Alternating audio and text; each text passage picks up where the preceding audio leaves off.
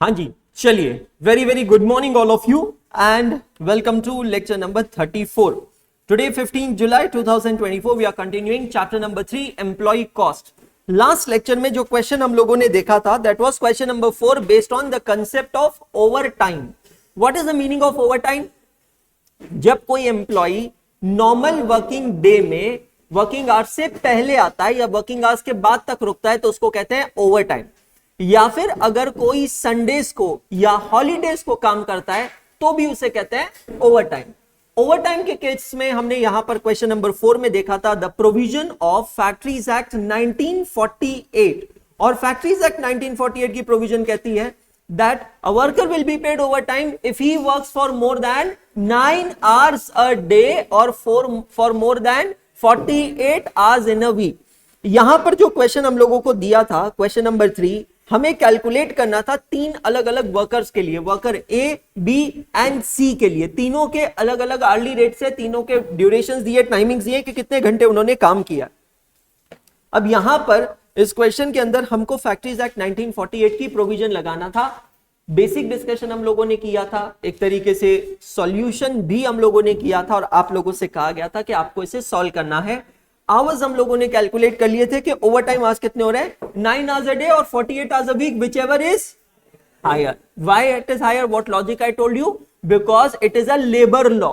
और labour law जब बनाए इसका प्राइमा फेसी इंटेंशन होता है to give benefit to the labour but not at the cost of hardship to an employer. Employer पे कोई हार्डशिप नहीं होनी चाहिए. ठीक है, तो अकॉर्डिंगली आप अपने सॉल्यूशंस चेक कीजिएगा, क्विकली चेक कीजिए. वर्कर ए के केस में जो 49 आवर्स काम हुआ है उसमें से 5 घंटे ओवर टाइम है और 44 आवर्स नॉर्मल आर्ली रेट से पे होगा. चेक कीजिए ये सही है कि नहीं. सभी का प्रेजेंटेशन भी चेक करिएगा सभी जने. वर्कर बी के केस में जो टोटल 48 आवर्स काम हुआ है उसमें से कोई भी ओवर टाइम नहीं है, बिकॉज किसी भी दिन उसने ना 8 घंटे से ज्यादा काम किया है ना वीकली 48 आवर्स से ज्यादा काम किया, तो पूरे 48 आवर्स का पेमेंट नॉर्मल आर्ली रेट के हिसाब से होगा. और वर्कर सी जो है जिसने टोटल 57 आवर्स काम किया है उसको हम ओवर टाइम का कितने आवर्स का पे करेंगे, 9 आवर्स का, और नॉर्मल वेजेस पे करेंगे फॉर 48 आवर्स. वर्कर सी का केस बड़ा इंटरेस्टिंग था, है ना. डेली के बेसिस पर अगर मैं कैलकुलेट करता हूं तो 5 घंटे का ओवर टाइम होता है, लेकिन वीक के बेसिस पर मैं कैलकुलेट करता हूं तो 9 आवर्स का होता है. विच एवर इज हायर, तो 9 आवर्स का ओवर टाइम पे होगा. अब यहां पर हमें आर्ली रेट निकालना है. आर्ली रेट कैसे निकालेंगे? बेसिक वेज रेट हमको तीनों का दिया हुआ है. Basic veg rate per day दिया है और आपसे कहा है a day is of 8 hours, तो हमने उसको डिवाइड करके आर्ली रेट निकाला है. इसके अलावा यहां पर हर एक एम्प्लॉय को डियरनेस अलाउंस मिल रहा है, एक फिक्स्ड अमाउंट फॉर 176 आवर्स. तो आर्ली डीए भी हम निकाल सकते हैं, वो आता है 5.5 रुपीज. चेक करिएगा तो क्या आपका normal wage rate per hour ये फिगर्स आ रहा है. 30.5 for worker A, check all of you. 18 rupees for worker B and 43 for worker C. और ये तो हो गया normal wage rate. Overtime का इससे क्या होगा, डबल होगा, क्योंकि क्वेश्चन में भी इसको कहा है. तो 30.5 becomes 61, 18 becomes 36 and 43 becomes 86. Check all of you. और फिर अब आपको उसे सिंपली मल्टीप्लाई करना है. अच्छा, एक कंफ्यूजन मॉड्यूल में क्रिएट किया है इस क्वेश्चन को लेकर, वो मैं आपको अभी एक्सप्लेन कर देता हूं. गलत नहीं है, कंफ्यूजिंग है. क्या है, आपने देखा है किसी ने मॉड्यूल इस क्वेश्चन का? ठीक है, मैं आपको एक्सप्लेन करता हूं क्या किया है. मॉड्यूल में देखो over time hours are paid at double of the normal wage rate. तो हमने क्या किया, वेज रेट को डबल किया. उन्होंने वेज रेट को डबल ना कर आवर्स को डबल कर दिया. मतलब कैसे सर? यहां देखिएगा, स्क्रीन पे ध्यान दीजिएगा. अगेन समझ में आया तो दिल में रखो, नहीं तो दिमाग में भी नहीं. सिंपल है. वर्कर ए ने 49 आवर्स काम किया, ठीक है, जिसमें से 44 आवर्स नॉर्मल आवर्स है और 5 घंटे का ओवर टाइम है. तो मॉड्यूल के अंदर क्या किया, 44 तो नॉर्मल आवर्स और जो 5 घंटे ओवर टाइम है उसका डबल क्रेडिट दे दिया. तो 5 into 2 becomes 10. तो मॉड्यूल में आप अगर देखेंगे तो 54 आवर्स का पेमेंट हुआ है और ये 54 आवर्स का पेमेंट नॉर्मल वेज रेट से किया है. ऑब्वियसली जो है 30.5 रुपीज.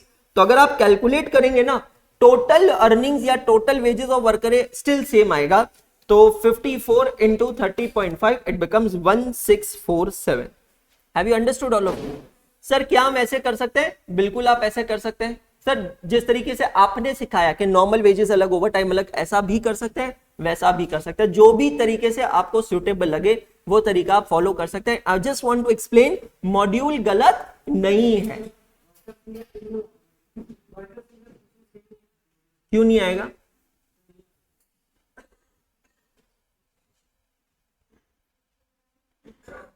हमारे दीपांश भाई का कहना है वर्कर सी का सेम नहीं आएगा।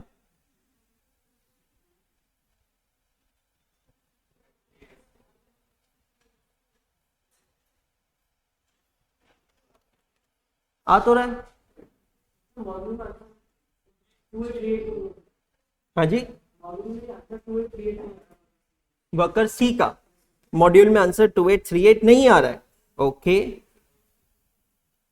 मॉड्यूल मेरे पास चैप्टर 3 का डाउनलोडेड है नहीं तो मैं कर लूंगा, डोंट वरी। एक ही मिनट, हाँ तो चेक कर लेते हैं। ICAI new scheme of education and training, study material, जाना रे भाई, intermediate course, paper number 4 cost and management accounting, chapter number 3 employee cost direct expenses.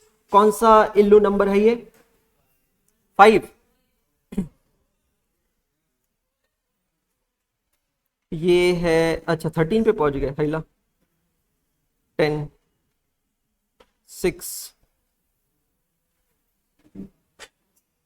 4।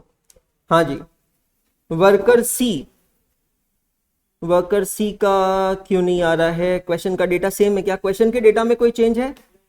नहीं है। Okay, worker A B C, तो डेली बेसिस पर एक्स्ट्रा आवर्स, क्या भाई? हाँ, worker C will be paid for equivalent 8 hours, though 4 hours of working is required on Saturday. Further, no overtime will be paid beyond 4 hours since it is paid for working beyond 9 hours. Okay, just a minute, let me have a look. तो over time daily basis पर हमने भी 5 घंटे निकाला, ठीक है, और weekly basis पर क्या सिचुएशन बनाई इन लोगों ने, इन्होंने इक्विवेलेंट यहां पर निकाल लिया। सो 2666,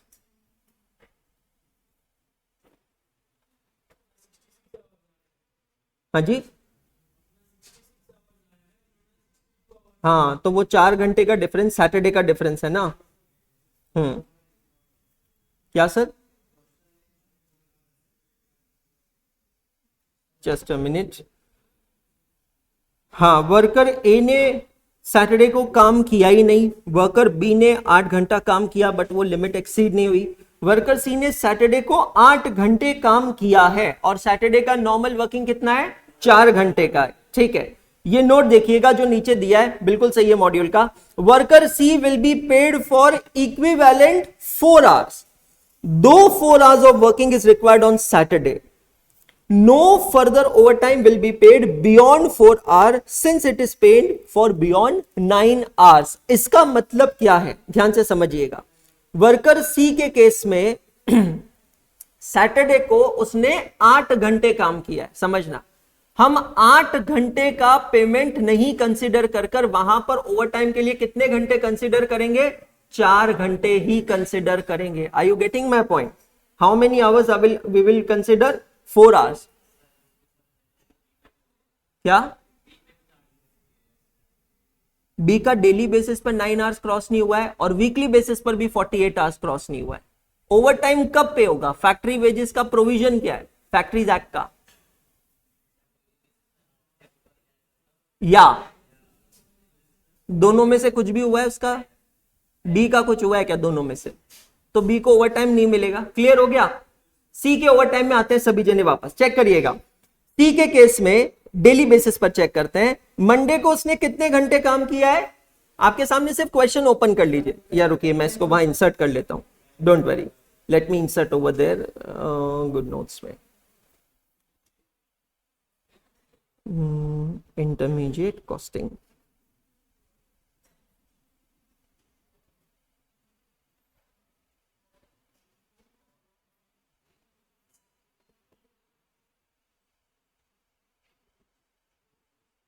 बी के केस में कोई ओवर टाइम नहीं है, इस पे सबकी क्लैरिटी है या कोई कंफ्यूजन है? पक्का? दो प्रोविजंस क्या है, ओवर टाइम कब मिलेगा? जब आप किसी एक दिन 9 घंटे से ज्यादा काम करेंगे या फिर पूरे वीक में 48 घंटे से ज्यादा काम करेंगे तो ही ओवर टाइम मिलेगा, नहीं तो आपको नहीं मिलेगा। क्लियर हो गया? पक्का? काका बंद कर दीजिए प्लीज, अब मत आने दीजिए किसी को। ओके, ये देखिए, ये टेबल को हम लोग रेफर करते हैं हमारे क्वेश्चन के साथ, ठीक है। एक्चुअल वर्किंग आवर्स क्वेश्चन यहां पर ओपन है 10.5 घंटे। 10.5 घंटे में से 9 घंटे तक ओवर टाइम नहीं मिलेगा। डेली बेसिस पर ओवर टाइम कितने घंटे का मिलेगा? 1.5 घंटे का। ये वाला कॉलम चेक करना मॉड्यूल का, ये मैच होना चाहिए हमारे आंसर के साथ। Is it matching? पक्का? कोई प्रॉब्लम?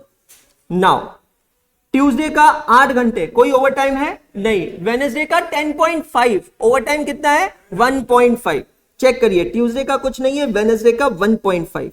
थर्सडे का चेक करिए 0.5, फ्राइडे 1.5, थर्सडे 0.5, फ्राइडे 1.5।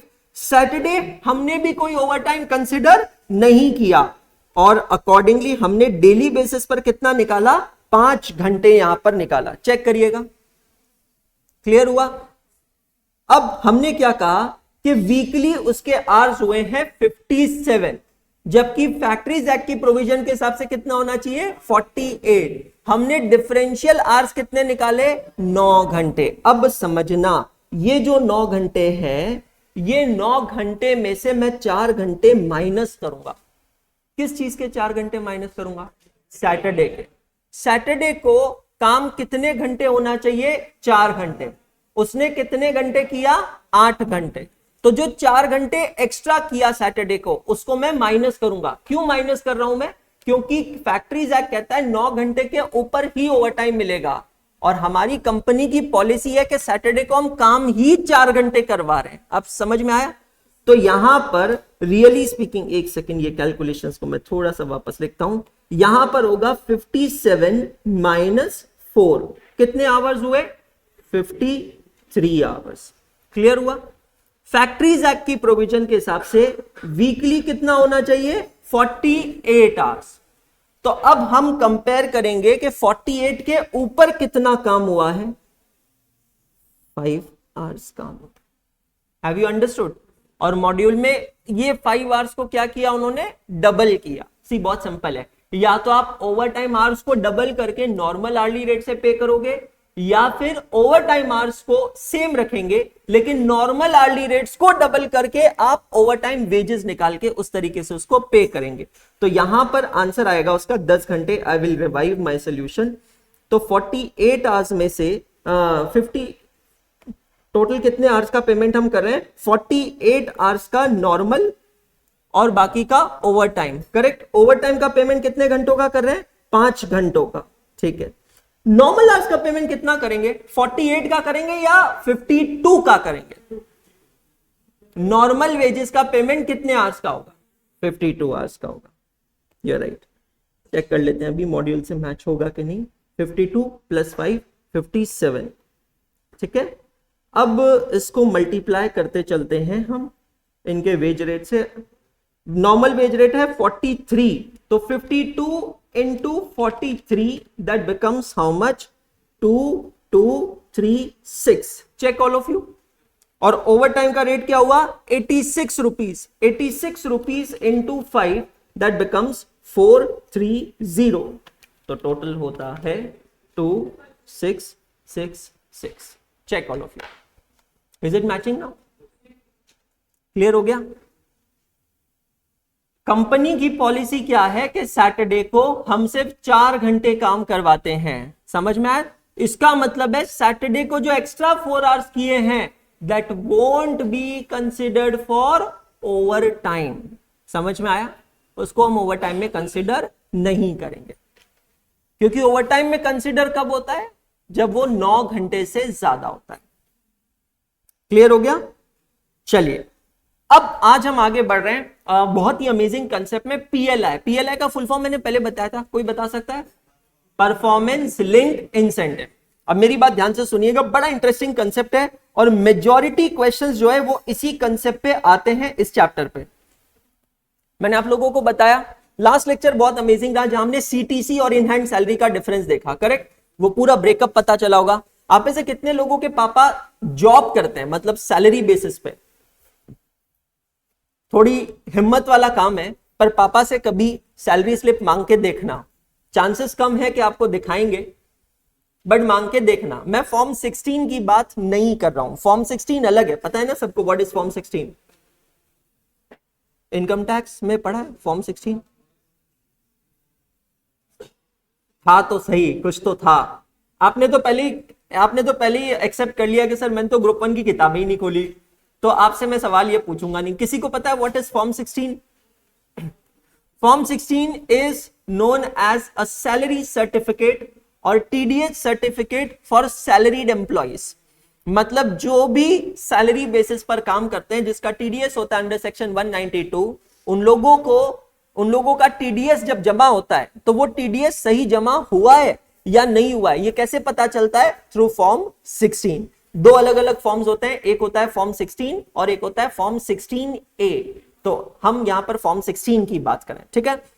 पापा से मांग के देखिएगा सैलरी स्लिप, आपको वहां पर पता चल जाएगा। नाउ माय डियर फ्रेंड्स, मैं वापस आपको थोड़ा सा डेलॉइट के लेवल पे वापस ले जाना चाहता हूं। आप लोग भी जब सीए बनेंगे, जॉब करेंगे, there is an annual appraisal system. बहुत अच्छे से समझना, बड़ा इंटरेस्टिंग कंसेप्ट है। एनुअल अप्रेजल सिस्टम का मतलब होता है कि हर साल एम्प्लॉइज की सैलरी बढ़ेगी, इंक्रीमेंट्स होंगे। अब ये इंक्रीमेंट्स कैसे होते हैं? बड़ी कंपनीज में, एमएनसीज में उसकी प्रोसीजर क्या होती है, ध्यान से समझना। एनुअल अप्रेजल सिस्टम में जो भी इंक्रीमेंट्स होते हैं वो इफेक्टिव कब से होंगे? Any guess? जो सैलरी में इंक्रीमेंट्स होते हैं आपके हिसाब से वो इफेक्टिव कब से होते होंगे? It is always effective from 1st of April, मतलब the first day of any financial year. Sounds logical? Clear? लेकिन आपको पता है 1 अप्रैल को कितनी सैलरी बढ़ेगी? ये कैसे पता चलता है? इसकी एक सिस्टम होती है, जो सिस्टम चालू हो जाती है जनवरी, फरवरी और मार्च में। ट्रस्ट मी गाइस, 90 दिन का प्रोसेस लगता है ये देखने में कि एक एम्प्लॉय ने उसके पहले 9 मंथ्स में कैसा परफॉर्मेंस किया है, उसके बेसिस पर उसका अप्रेजल डिसाइड किया जाता है। जब मैं डेलॉइट में था तो डेलॉइट में सिस्टम ये होता था कि जनवरी से वो सॉफ्टवेयर के अंदर वो विंडो ओपन होता था जहां पर हर एक कैंडिडेट को लिखना पड़ता था कि उसने इस साल में, अब प्रैक्टिकली स्पीकिंग साल 1 साल का नहीं बचा, 9 महीने का बचा। आई होप आपको समझ में आया ना? अप्रैल से दिसंबर आपने क्या क्या काम किया है, किस क्लाइंट पे काम किया है, आपके काम को आप हाईलाइट करो। मतलब आपने उसमें क्या तीर मारा है, क्या झंडे गाड़े हैं, क्या अचीवमेंट की है, ऐसी कोई स्पेशल चीज। मतलब आपको खुद को मार्केट करना होता है। कुल मिलाकर आप अपना वो फॉर्म भरते हैं, मैं ये सब लिख नहीं रहा हूं, एक्सप्लेन कर रहा हूं। आप अपना वो फॉर्म भरते हैं, वो फॉर्म भरने के बाद में सक्षम कह रहा है धुंधला धुंधला लग रहा है, थोड़ी देर धूप में जाके बैठ, नॉर्मल लगेगा, है ना? वापस आ जा क्लास में। आप जब ये फॉर्म भरते हैं तो फॉर्म भरने के बाद, मतलब एम्प्लॉय के फॉर्म भरने के बाद उसके मैनेजर के पास जाता है उसे चेक करने के लिए, रिव्यू करने के लिए। भाई मैं तो कुछ भी लिख दूंगा, मैं तो लिख दूंगा क्लाइंट की मैंने इनकम बढ़ा दी, मैं तो कुछ भी फेंकूंगा ना उसमें। अपने फेंकने से काम नहीं होगा। आपका मैनेजर उसको रिव्यू करेगा और उसको रिव्यू करके आपका मैनेजर जो चीज हाँ है ना है कमेंट्स लिखेगा जो आपको नहीं दिखते हैं, आपको सिर्फ अपना पोर्टल दिखेगा। और मोटा मोटी हर कंपनी में यही रूल होता है, बस ब्रॉडली मैं आपको एक्सप्लेन कर रहा हूं। आपका मैनेजर आपको स्कोर देता है। किसी कंपनी में ये ABCDE होता है, किसी कंपनी में ये 1 to 5 होता है, किसी कंपनी में 1 to 10 होता है। ध्यान से समझना। आपके मैनेजर के बाद वो जाता है सीनियर मैनेजर, मतलब एक तो होता है आपका रिपोर्टिंग मैनेजर जिससे आप डे टू डे बेसिस पर कांटेक्ट करते हो। तो आपने जो झंडे गाड़े हैं वो रिपोर्टिंग मैनेजर ने उस पर ठप्पा लगाना है कि हाँ भाई झंडे सही में गाड़े हैं कि नहीं गाड़े। उसके बाद में वो कहां जाएगा? उसके ऊपर सीनियर मैनेजर के पास। अब सीनियर मैनेजर आपको शायद डायरेक्टली जानता हो, शायद ना जानता हो। रिपोर्टिंग मैनेजर तो आपको जानता है, मतलब आपकी सारी इन एंड आउट उसको पता होती है, पर सीनियर मैनेजर मे और मे नॉट। तो सीनियर मैनेजर पूरी तरह किस पे बिलीव करेगा? वो जो डॉक्यूमेंट बना है ना, जो आपने सबमिट किया है, आपके मैनेजर ने उस पर ठप्पा लगाया है, उसके बेसिस पर।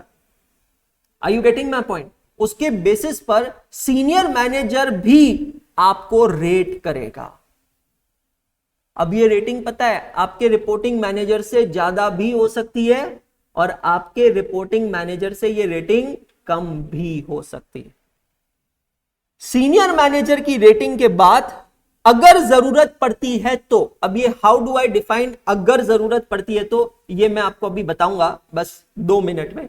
अगर जरूरत पड़ती है तो ये हायर लेवल पे जाता है, नहीं तो यहीं पे ये फुल स्टॉप हो जाता है। और फिर ये सब आपको कम्युनिकेट किया जाता है मार्च के लास्ट वीक में कि आपको एक्चुअली क्या ग्रेडिंग मिली है। डिलॉइट्स में ग्रेडिंग ऐसी थी, ध्यान से देखिएगा।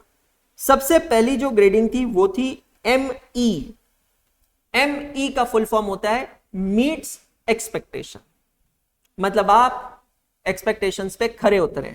अगर आपको ग्रेडिंग मिलती है ME मीट एक्सपेक्टेशन, तो आपको यहां पर साल भर में 8% इंक्रीमेंट मिलेगा। ये 8% होता है बेसिक सैलरी पे, और फिर आपने इनकम टैक्स में पढ़ा होगा DNS allowances generally 40% of basic salary, तो वो बढ़ेगा। बट अलाउंसेस वगैरह में कोई इंक्रीमेंट नहीं होगा, यहां पर डिस्कशन हो रहा है सैलरी में कितना इंक्रीमेंट, 8%।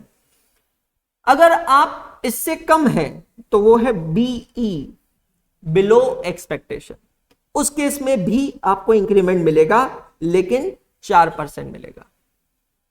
एक है सबसे तुच्छ कैटेगरी सिग्निफिकेंटली बिलो एक्सपेक्टेशन, इस केस में आपको कोई इंक्रीमेंट नहीं मिलेगा। और इतना ही नहीं, सिग्निफिकेंटली बिलो एक्सपेक्टेशन के केस में आपको वार्निंग मिलेगी और सुधरने का समय मिलेगा। आपको याद है मैंने एक दिन आपसे कहा था कि IT इंजीनियर्स के केस में बेंच पर बैठा देते हैं, वैसे ही CA के केस में भी होता है, आपको बेंच पर बैठा देंगे। कुछ समय तक अच्छे क्लाइंट्स आपसे ले लेंगे, एकदम छोटे छोटे क्लाइंट्स दे देंगे, हार्डवेयर वाले, सैनिटरी वेयर वाले, मतलब जाकर ये देख रहे हो उसने टॉयलेट सीट कितनी बेची। कहां पहले किसी जमाने में अच्छे अच्छे क्लाइंट देख रहे थे, सॉफ्टवेयर वाले, कंस्ट्रक्शन वाले, अब देख रहे हो टाइल्स कितनी बेची, नल कितने बेचे, है ना, पाइप कितने बेचे, ये देख रहे हो। तो आपको सुधरने का मौका दिया जाएगा। सिग्निफिकेंटली बिलो एक्सपेक्टेशन के पास एक टर्म होता है, और अगर वो टर्म में आप नहीं सुधरे तो बर्खास्त कर दिया जाए, निकाल दिया जाए, टर्मिनेशन।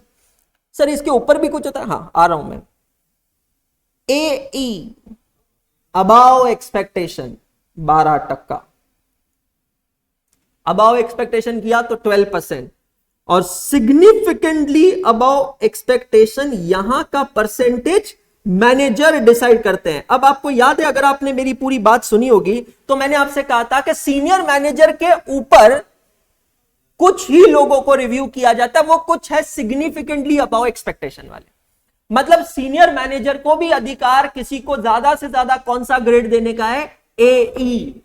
सर एक बात बताइए, यहां पर यह साला 4% के लिए इतना झगड़ा चल रहा है, बात सिर्फ 4% की नहीं है। जब आपको ये ग्रेडिंग मिलती है तो ये तो एनुअल इंक्रीमेंट होता है, एनुअल इंक्रीमेंट इन बेस पे, इसके साथ साथ आपको मिलता है वन टाइम बोनस। क्या बात कर रहे हो सर? हाँ, अरे कैश बोनस एक साथ। अप्रैल की सैलरी आएगी 1 मई को, 1 मई को खाते में बड़ा अमाउंट दिखेगा, cash bonus, one time bonus. मतलब अच्छी ग्रेडिंग मिलने के 2 बेनिफिट्स होते हैं। सर कितना अमाउंट था, मैं मेरा बताता हूं। तो मेरा उस समय पे स्केल था 6.29 लाख, और मैंने ज्वाइन किया था 3 अक्टूबर 2011 को। मार्च तक जब मैं पहुंचा था मेरा ऑलरेडी एक इंक्रीमेंट हो चुका था, मतलब I was an employ in Deloitte to get 3 increments in 1 year because of my performance. तो मार्च तक जब मैं पहुंचा था, मुझे एग्जैक्टली नहीं याद, बट आई थिंक मैं कुछ 9 लाख रुपए तक ऑलरेडी पहुंच चुका था।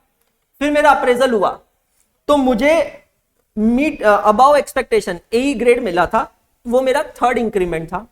अबाव एक्सपेक्टेशन पे मुझे अगर सही याद है तो तकरीबन 2 महीने की सैलरी आपको मिलती है। मतलब समझ रहे हो आप, मीट एक्सपेक्टेशन पे 1 मंथ की सैलरी आपको बोनस मिलती है, अबाव एक्सपेक्टेशन पे 2 महीने की सैलरी आपको बोनस मिलती है। बिलो एक्सपेक्टेशन पे कुछ नहीं, सिग्निफिकेंट बिलो एक्सपेक्टेशन पे कुछ नहीं। सर सिग्निफिकेंटली अबाव एक्सपेक्टेशन पे क्या होता है? भाई साहब उनके कैलकुलेशन ये टेबल के हिसाब से नहीं चलते हैं, फिर वो सब कुछ डायरेक्टर्स और पार्टनर्स वो लोग डिसाइड करते हैं, क्योंकि सिग्निफिकेंटली अबाव एक्सपेक्टेशन बहुत ही कुछ लोगों को मिलता है। मुझे जितना याद है, मैं पुणे डेलॉइट में काम करता था, पुणे डिलॉयट में उस साल सिग्निफिकेंटली अबव एक्सपेक्टेशन किसी को नहीं मिला था। अब आप सोच लो, वो नेशनल लेवल पे और ग्लोबल लेवल पे मिलता है, मतलब उन्होंने टारगेट सेट किए हुए होते हैं कि इस फाइनेंशियल ईयर में हम 20 लोगों को एसएई कैटेगरी देंगे, दैट्स ऑल। अब जरूरी थोड़ी कि वो 20 लोगों में से हमारा नंबर लगे, मतलब हर इंसान ना उसको टारगेट रखता था। जब भी डिलॉयट ज्वाइन करते थे, इंडक्शन में दिमाग में ये ऐसा भर दिया जाता था, बस तुमको ऐसे ही होना है, तुमको ऐसे ही होना है। साला दिमाग में और कुछ चलता ही नहीं था। फिर बड़े बड़े एग्जांपल्स दिखा दिए जाते थे, फोटो दिखा देते, ये बंदा है, ये ऐसे ही बना, उसको ऐसे ही बनने पे 20 लाख रुपया बोनस मिला, भैया उसको ऐसे ही बनने पे 15% इंक्रीमेंट मिला, 20% इंक्रीमेंट मिला। सब लोगों की हम लोग हमेशा टॉप को ही देखते हैं, समझ रहे हो, हम उसके नीचे वालों को तो देखते ही नहीं है। ये कहानी क्लियर हुई सर? पर इसका पीएलआई से क्या लेना देना, मैं एक्सप्लेन कर रहा हूं। हमारे ऑफिस में ना एक बंदा था, अब आप देख रहे हो हम लोग भी मिडिल क्लास फैमिली, आप लोग भी मिडिल क्लास फैमिली, डिलॉयट में ज्वाइन किए, चादर की तरफ बिछ जाते थे बॉस, बिछ गए, बहुत बढ़िया, झूठ बोले, हाँ सर सॉरी यार, आपको मिडिल क्लास बोल दिया जामुन भैया, क्षमा कर दीजिएगा। हाँ लाइट गई, चलिए मोबाइल अपना जिंदाबाद।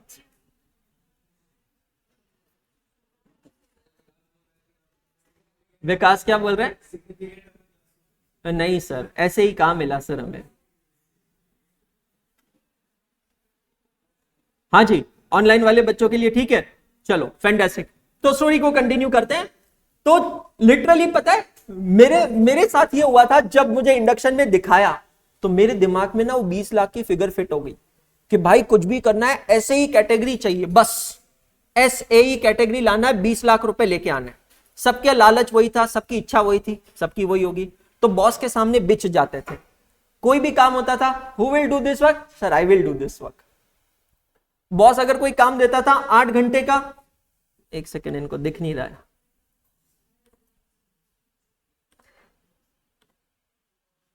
हाँ जी अब दिख रहा है ऑनलाइन वालों को, इज इट फाइन? हाँ, तो बॉस अगर कोई काम देता था, कहता था कि 8 घंटे में पूरा करना है, तो 6 घंटे में पूरा करते थे। अच्छा हमको पता नहीं, ये तो ट्रेलर है, असली पिक्चर बाकी है। शुरुआत में जब आप इतना जोश दिखाते हो ना, बाद में ये आपको ही महंगा पड़ता है। फिर तो बेटा बॉस जो रगड़ता है ना, आपको जो काम देता है, आप अपनी आंखों से देखते हो, बाकी लोग खाली बैठे हैं और आप अकेले घोड़े की तरह दौड़े जा रहे हो। और ये सब रेस क्यों? 4% के लिए। Trust me, it's only for 4%। हमारे ऑफिस में एक बंदा था, टाइम था डिलॉयट का 9:30 से लेके 5:30, Monday to Friday, Saturday Sunday छुट्टी बोलने के लिए। हम जैसे घोड़ों के लिए थी नहीं, सच बता रहा हूं, मैंने खुद अपने हाथ से अपनी लाइफ खराब कर दी थी वहां, इसलिए मेरे को छोड़ना पड़ा डिलॉयट। इतना काम मिला ना बाद में, तो भाई परेशान हो गया मैं। एक बंदा था, किसी से बात नहीं करता था, शॉर्ट हाइटेड, मोटा, पर्सनैलिटी मतलब एकदम रईसों वाली, घड़ी ऐसे पहनी एकदम 20-25, ये नहीं उसकी 20-25 हजार वाली, 50 हजार वाली घड़ी। लैपटॉप बैग जो डिलॉयट से मिला वो नहीं लाता था, मस्त ऐसा लेदर वाला लैपटॉप बैग, नहीं क्या वन साइडेड वाला रईस लोग लेके आते हैं जैसे। लैपटॉप तो डिलॉयट का ही था, क्योंकि कंपनी का ही लैपटॉप यूज करना होता है। ऑफिस में आता था एकदम मस्त ऐसी ब्रांडेड शर्ट, नहीं डीजे की बात नहीं कर रहा, डीजे को मोटा कौन बोला रे, अरे डीजे तो स्मार्ट है, स्लिम है, एब्स है उसके, फैमिली एब्स। तो भाई 9:30 का टाइम था, बराबर 9:25 को ऑफिस पहुंचता था। ध्यान से सुनना, ये जो मैं आगे के कंसेप्ट पढ़ा रहा हूं, क्यों पढ़ा रहा हूं इसलिए ध्यान से सुनना। 9:25 को ऑफिस पहुंचता था। हमारे ऑफिस की कॉफी बहुत जबरदस्त थी, क्योंकि मशीन लगी थी और कॉफी पाउडर नहीं था, कॉफी बीन्स थे। बीन्स से पाउडर बन के हाथों हाथ कॉफी बन के आती थी। बंदा अपने डेस्क पे आता था, अपना बैग रखता था। अच्छा थंब स्कैनर था, तो 9:30 के पहले अटेंडेंस लगना जरूरी है। बराबर भाई रेगुलरली पहुंचता था। पहुंचने के बाद अपनी डेस्क पे आया, सबके क्यूबिकल्स होते थे, बैग रखा, पहले भागता था पेंट्री में, मस्त कॉफी निकालता था, डबल कॉफी। मशीन की सेटिंग ऐसी थी कि एक प्रेस में आधा कप कॉफी आती थी, भाई डबल लेता था। ये उसकी तंदुरुस्ती का राज। 3-4 शुगर फुल, और वो लेकर बढ़िया जाता था बाहर बैल्कनी में। हमारा ऑफिस था सेनापति बापट रोड पुणे में, और वहां पे एक बिल्डिंग है, उसका नाम है आईसीसी ट्रेड टावर। वहां पर ऑफिस था 5th फ्लोर पे। तो बाहर बड़ी बैल्कनी थी जिससे बढ़िया सिटी का स्काई लाइन दिखता था, अमेजिंग व्यू। उसी रोड पे सिम्बोयसिस कॉलेज है आगे, तो एनएसपी तो जबरदस्त वाली होती थी, आप तो समझ ही रहे हैं।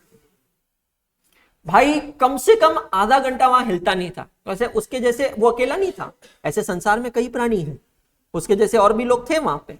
भाई फुल जोश में आधा घंटा वहां खड़े होके सुस्कियां मार मार के बातें करता था। 10 बजे वापस अंदर आता था। अंदर आने के बाद फाइनली बैग की चेन खुलती थी, लैपटॉप बाहर निकलता था। लैपटॉप खोलते ही सबसे पहली चीज चालू करी, Facebook.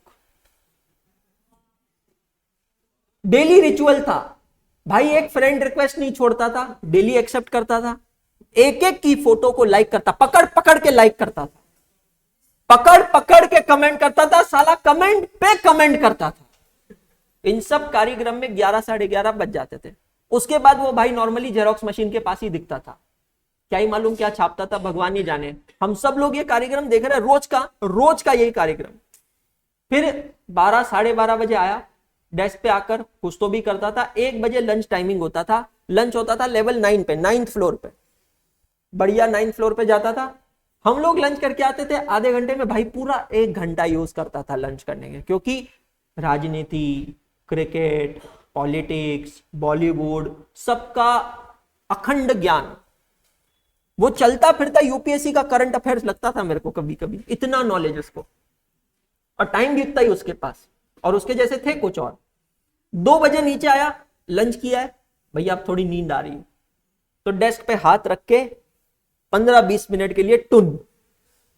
Trust me, daily non stop. कभी कभी तो भाई हमको इतनी जलन होती थी उससे कि अबे हम कौन और ये कौन। हमको ऐसे लगता हम डिलॉइट में ही हैं और ये भी डिलॉइट में ही है, चल क्या रहा है यहां पर जिंदगी में। फिर भाई साहब नींद से उठेंगे, नींद भगाने के लिए एक और कॉफी जरूरी है। वापस जाएंगे पैंट्री में, डबल कॉफी, 4-5 शुगर, बाहर बैल्कनी इंतजार कर रही है उसका। गया बैल्कनी में, ये सब कार्यक्रम में बज गए 3:30। अब उसको रियलाइज होता है कुछ तो काम कर लूं मैं। 3:30 बजे फाइनली कुछ तो काम करेगा, चालू करेगा, और 5:30 तक टाइमिंग था। 5:15 बजे भाई का बैग बंद हो जाता था, और बराबर 5:30 बजे दिखने में टेडी बेयर जैसा था वो, लाफिंग बुद्धा नहीं देखा वैसा। 5:30 बजे सबको ऐसे एक एक को मुस्कुराहट के साथ बाय बाय करके ऐसे निकल जैसे बहुत कीर्तिमान रचा हो, सेंचुरी मारा उसने, और बढ़िया लेके निकल रहा था बैग। वर्सेस हम लोग गरीब लोग, स्टैट्यूटरी ऑडिट वाले, बॉस ने काम दिया होता था सीए फाइनल की क्लासेस, आर्टिकल्स मिस करते थे। मेरे अंडर कुछ आर्टिकल्स थे और मैं तो सीए बन चुका था, तो वो सब मिस कर करा के सुबह 8 बजे ऑफिस में पहुंचते थे, अपने ऑडिट पे क्लाइंट पे काम करते थे, और शाम को भी कभी 6, 7, 8 बज ही रही। कॉफी जगह पे आकर टेबल पे मिलती थी, क्यों? बैल्कनी में जाने का समय कहां है। लंच कभी खा रहे, नहीं खा रहे तो खा के भी आ रहे हैं, ऊपर जाके तो आधे घंटे में वापस आ रहे। हम लोग को हमेशा लगता था कि भाई लाइफ ऐसी होनी चाहिए। अब मेरे को एक चीज बताओ, आपको नहीं लगता है कि एक प्रोडक्टिव एम्प्लॉय अगर इस तरीके के एनवायरनमेंट में रहेगा तो ग्रेजुअली उसकी प्रोडक्टिविटी डाउन हो जाएगी? क्यों हो जाएगी, कोई मुझे बता सकता है? नहीं, ऐसे कोरस आंसर नहीं। हाँ जी सर, आप बताएं। क्या मन करेगा बताओ, क्या मन? खून करने का मन करेगा, हाँ उसको देखकर मन करेगा। भाई देखो सिंपल है ना, आपके ग्रुप में कुछ लोग हैं, अच्छा कुछ लोग कमिटमेंट में है और आप अकेले ही सिंगल हो, तो ग्रेजुअली उनको देखकर अरे अपन को भी मांगता है, एक ना एक मांगता है। ऐसा उधर क्यों देख रहा है भाई जामुन? भाभी नहीं आई तेरी 2 दिन से? हाँ अच्छा कोई बात नहीं। जैसी संगत में रहते हैं वैसी इच्छा होती है कि नहीं होती है? सही बात है, बिल्कुल नहीं होगी, थोड़े दिनों में होगी। उसको देखकर आलस आएगा। और रीजन बताओ, मेरा सिंपल सवाल है, आपकी प्रोडक्टिविटी डाउन क्यों आएगी? व्हाट डू यू थिंक, और क्या रीजन है? हाँ सेम ऑर्गेनाइजेशन में यार आप दिन भर काम कर रहे हो, वो सो रहा है। अच्छा मैं डिटेल्स में नहीं जा रहा हूं वो क्यों सो रहा है, उसका मैनेजर ऑफिस में नहीं था, वो कौन से क्लाइंट पे था, वो अलग बात है। आपको पता है जब इंक्रीमेंट्स आए, मुझे 8% मिला था, नहीं मुझे 12% मिला था, मीट एक्सपेक्टेशन। अबव एक्सपेक्टेशन, उस बंदे को 8% मिला था, मीट्स एक्सपेक्टेशन। उस दिन तो मुझे ऐसा मन किया 5वीं मंजिल से कूद जाऊं, और मेरे जैसे और 4-5 लोग थे, हमारा मन किया कूद जाए, मर जाए, ये जीना हराम है, वेस्ट है जिंदगी। 4% के लिए इतना, जिंदगी ऐसी होनी चाहिए भाई, अगर ऐसी जिंदगी मिले मैं 8 से खुश हूं, मेरे को 12 नहीं होना भाई साहब। नहीं, वो अलग डिपार्टमेंट का था, वो बाद में पता चला उसकी कहानी, बट फिर भी इतना आलस। तो आपको नहीं लगता है कि अगर ऐसी सिस्टम्स रही तो कहीं ना कहीं आपका एक मोटिवेटेड एम्प्लॉय भी डीमोटिवेट हो जाएगा, isn't it? What I mean to say, ध्यान से सुनना, कभी शायद किसी दिन आप भी एम्प्लॉयर्स बनोगे, इसीलिए कह रहा हूं। आर्ली वेजेस या मंथली वेजेस या fixed wages are never ever encouraging, because वो एक परफॉर्मिंग कैंडिडेट और एक अंडर परफॉर्मिंग कैंडिडेट और एक अबव परफॉर्मिंग कैंडिडेट को एक पार रख देता है, जिससे क्या होता है, अंडर परफॉर्मिंग ने तो वैसे ही परफॉर्म नहीं करना है, बट जो अबव परफॉर्मिंग कैंडिडेट है उसकी भी प्रोडक्टिविटी नीचे आती रहेगी। इसीलिए कभी भी पेमेंट का सही स्ट्रक्चर पता है क्या होता है, fixed plus variable. Fixed amount हम उसको क्यों दे रहे हैं, to compensate the time that he is giving, और वेरिएबल क्यों दे रहे हैं, to compensate the efforts, to acknowledge the efforts और output that he is generating. Insurance sector आपने देखा है, क्रेडिट कार्ड डिपार्टमेंट देखा है, आप मॉल्स में जाते पीछे पड़ जाते, क्रेडिट कार्ड क्रेडिट कार्ड। आइए आपको एक क्रेडिट कार्ड के ऑफर के बारे में बताते हैं, क्यों इतना पीछे पड़ते हैं, बिकॉज इनके टारगेट बेस्ड इंसेंटिव्स होते हैं, जितने ज्यादा टारगेट्स अचीव करेंगे उतने ज्यादा इनको इंसेंटिव्स मिलेंगे। Incentives can be cash incentives, incentives can be non cash incentive also. Insurance sector में तो बहुत ज्यादा, बैंकिंग और इंश्योरेंस में तो बहुत ज्यादा इंसेंटिव्स होते हैं। आप अगर देखेंगे इनके टारगेट्स होते हैं, भाई इतनी पॉलिसीज बेचो हम आपको इतना कैश इंसेंटिव देंगे, लेकिन अगर इतनी पॉलिसी बेची तो हम आपको घूमने भेजेंगे Goa, fully paid trip to Goa, flight से आना जाना, 5 स्टार होटल में रुकना, सब कुछ fully paid up trip to Goa. इतने इंसेंटिव्स पे सिंगापुर भेज देंगे आपको घूमने के लिए। अब आप समझना, ह्यूमन साइकोलॉजी है, हम कभी भी लेवल 3 या 2 पे नजर नहीं रखते। जैसे मैंने कहा, जब हमारे सामने भी आया, सबको सिग्निफिकेंटली अबव एक्सपेक्टेशन, टारगेट आ गया सिंगापुर, भाई सिंगापुर नहीं तो सिंगनापुर तक तो पहुंचेंगे, शनि सिंगनापुर तो पहुंच जाएंगे, वहां नहीं तो वहां से कहीं तो पहुंच जाए। लेकिन आप समझ रहे हैं, यहां पर लेबर इंसेंटिव सिस्टम्स हम लोग अब पढ़ने वाले हैं। अब लाइट नहीं है,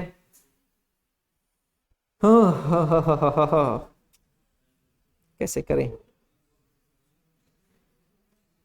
टेलीविजन भी बंद है, लाइट लग रही है उसके नीचे है ना, हाँ, तो आप रिमोट से ऑन करेंगे, एक बार ट्राई कीजिए।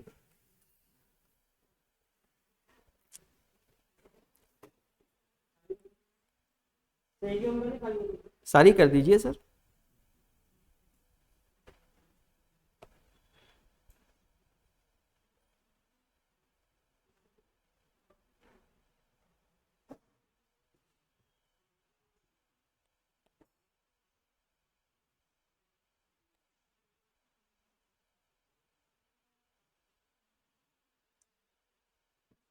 Is it started?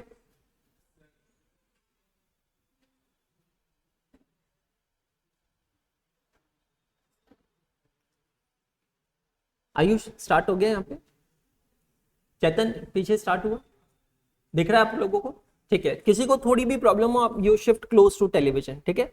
Now labour remuneration and incentive system में हम 2 टाइप के वेजेस यहां देख रहे हैं, time rate wages and piece rate wages. समझते चलिएगा, लिखने का काम आप बाद में भी कर सकते हैं।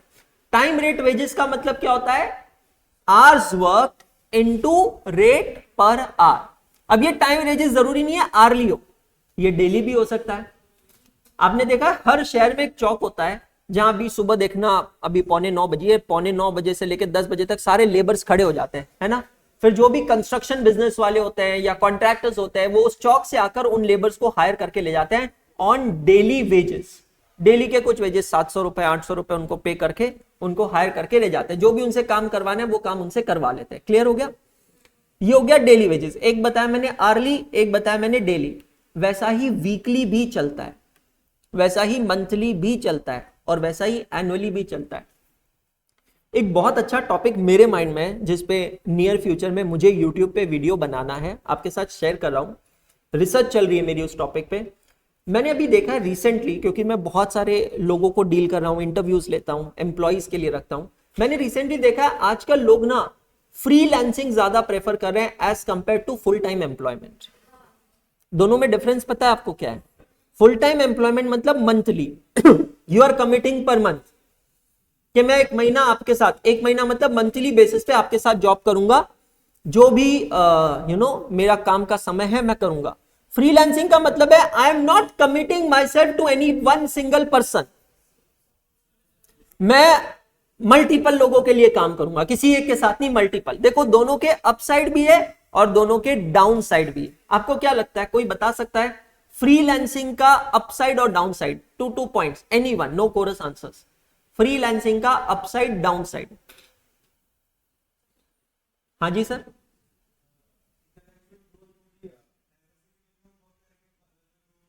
ओके, ये दो अपसाइड्स हो गए, इंटेलेक्चुअल ग्रोथ कहा आपने और diversification of work, very good. Down side?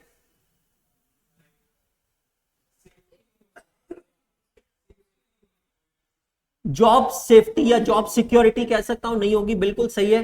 चले तो चांद तक, नहीं तो रात तक। बहुत बढ़िया। और मैं देख रहा हूं बहुत स्ट्रगल कर रहे हैं आप डाउन साइड निकालने के लिए, मतलब आप भी फ्रीलांसर की तरह ही काम करेंगे ऐसा लग रहा है मुझे। ओके, और कोई?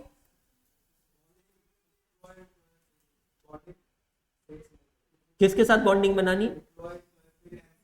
हाँ, फ्रीलांसिंग के केस में ओके, उसको मैं कह सकता हूं कमिटमेंट या लॉयल्टी नहीं होती है ठीक है। इंक्रीमेंटल नहीं मिलेगा, ये डाउन साइड है। बहुत सही बात है, फ्रीलांसिंग में there is no increment, there is no bonus. बहुत अच्छी बात बोली है। और हाँ, लैक ऑफ स्ट्रक्चर। अच्छा, आप लोग एकदम वाइड थॉट दो, आप लोगों में से कितने लोग फुल टाइम एम्प्लॉय एफटीई की तरह काम करना पसंद करेंगे और कितने लोग फ्रीलांसर की तरह काम करना पसंद करेंगे? ठीक है, 1 मिनट देता हूं, सोचिएगा, 30 सेकेंड सोचिएगा और फिर मैं पोल लूंगा आप लोगों से। How many of you would prefer to work as an FTE, that is full time employee, और एज अ फ्रीलांसर? ओके, जितने लोग एफटीई की तरह काम करना चाहेंगे हैंड रेस करें।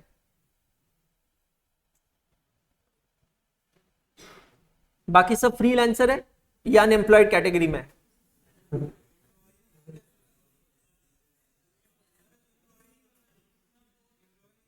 अरे राजा, अभी तीसरा ऑप्शन नहीं है, काम करना है। It's not necessary you are working as an employ, काम तो करेगा या पहले दिन से धीरू भाई अंबानी बन जाएगा भाई। हाँ, अब मैं आपको बताता हूं, मेरा इस पे रिसर्च चल रहा है, मल्टीपल आंसर्स है। मैंने जो एक ऑब्जर्व किया है, मेरे साथ एक फ्रीलांसर काम करता था, उसको मैं बहुत समझाता था, भाई तेरे पास स्किल बहुत अच्छी है, कला बहुत अच्छी है, तू यार फुल टाइम एम्प्लॉय बन जा मेरा, ठीक है। उसने कहा नहीं सर, मैं फुल टाइम नहीं बनता हूं, मैं फ्रीलांसिंग में ही ठीक हूं, बिकॉज फिर मैं जब मर्जी चाहे, उसका आंसर था जब मर्जी चाहे छुट्टी ले सकता हूं और जब मर्जी चाहे मैं काम कर सकता हूं। अगर मैं एम्प्लॉय बन गया तो फिर आई विल बी आंसरेबल। मैं आंसरेबल नहीं होना चाहता हूं, मैं आजादी चाहता हूं, पैसा थोड़ा कम कमाए तो भी चलेगा, but I want to be a freelancer. मैंने कहा ठीक है, फ्रीलांसर की तरह काम करता था। फ्रीलांसिंग में समझना, काम कभी मिल भी सकता है, नहीं भी मिल सकता है, ज्यादा भी मिल सकता है, कम भी मिल सकता है। वो ऑन एन एवरेज 30-35 हजार रुपए महीना कमाता था। मैंने वर्ड यूज किया ऑन एन एवरेज। तो कुछ कुछ महीने 15,000 के भी निकले उसके, तो कुछ कुछ महीने 60,000 के भी निकले, बट एक एवरेज बता रहा हूं 35,000। अब उसकी शादी की बात चली, 24-25 की एज थी, शादी की बात चली। शादी की बात चली तो लड़की वालों ने पूछा कि भैया आप काम क्या करते हो? तो बोले मैं फ्रीलांसर। बहुत परेशानी हुई, क्योंकि आजकल ये टर्म और ये प्रोफेशन बहुत कॉमनली सब लोग समझ पा रहे हैं कि फ्रीलांसर में चले तो चांद तक, नहीं तो रात तक, कुछ भी फिक्स नहीं है, देयर इज नो सर्टेनिटी। फिर भी उसकी शादी हो गई, रो रो के कैसे तो करके ऊपर वाले ने हर एक के लिए किसी ना किसी को तो बनाया ही बनाया, 100% निश्चित है मिलेगी मिलेगी। उसको मिल गई, शादी हो गई। अब शादी होने के बाद क्योंकि थोड़ा सा ध्यान डाइवर्ट होता है, फैमिली को टाइम देना पड़ता है, अब वो एज अ फ्रीलांस, देखो फ्रीलांसिंग में आपको खुद को मार्केट बहुत करना पड़ता है, क्योंकि every time you are looking for a new customer, new client, new job. वो कर नहीं पाया। अब जब वो कर नहीं पाया तो परेशानी ये हुई कि उसको नए क्लाइंट मिल नहीं रहे थे, और पुराने क्लाइंट्स, देखो क्लाइंट्स का भी समझना, क्लाइंट भी अपनी कमिटमेंट उसी को देता है जो बदले में कमिटमेंट देता है। पुराने क्लाइंट भी कभी कुछ काम देते थे, कभी नहीं भी देते थे। उसकी इनकम हो गई 15-20 हजार रुपए, वर्सेस उसका ही एक बड़ा भाई था, ध्यान से समझना, उसका ही एक बड़ा भाई था, वो फुल टाइम एम्प्लॉयमेंट में था, उसकी सैलरी 30,000 रुपए। ये पहले खुश होता था मैं तुझसे ज्यादा कमा रहा हूं, उसकी सैलरी 30,000, लेकिन उसको मेडिकल इंश्योरेंस का भी बेनिफिट था, उसकी हर साल सैलरी इंक्रीज हो रही थी, दिवाली पे बोनस मिल रहा था, जॉब श्योरिटी थी, इसका कुछ था नहीं। अब ये आया, परेशान हुआ कि अंशुल भैया मैं करूं क्या, मेरे को समझ में नहीं आ रहा है, शादी हो गई है और अब मेरे को समझ में नहीं आ रहा है, अब मैं सोच रहा हूं कि मैं फुल टाइम एम्प्लॉय बन जाऊं। मुझे ना उस बंदे में एक आर्टिकल दिखा, केस स्टडी दिखी कि इस पे रिसर्च करना चाहिए कि क्या ज्यादा बेहतर है, फ्रीलांसिंग इज बेटर और full time employment is better, isn't it a good subject, और बहुत लोगों को हेल्प करेगा। हर एक के प्रोज और कॉन्स हैं, बट ये समझने वाली बात है कि फुल टाइम कमिटमेंट का बेनिफिट अलग होता है और फ्रीलांसिंग का अलग होता है। आपकी तरफ से सवाल आ सकता है, सर ऐसे कौन से काम है जिसमें ये फ्रीलांसिंग किया जा सकता है?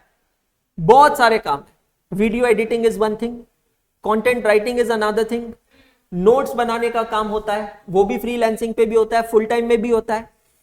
उसके बाद में रिसर्च का काम होता है, जैसे संदीप माहेश्वरी सर जो है, उनके ऑफिस में 20 लोगों का स्टाफ बैठा है, वो सिर्फ रिसर्च करता है। ध्रुव राठी जो है, उनके ऑफिस में 20-25 लोगों का स्टाफ बैठा है, वो सिर्फ रिसर्च करता है।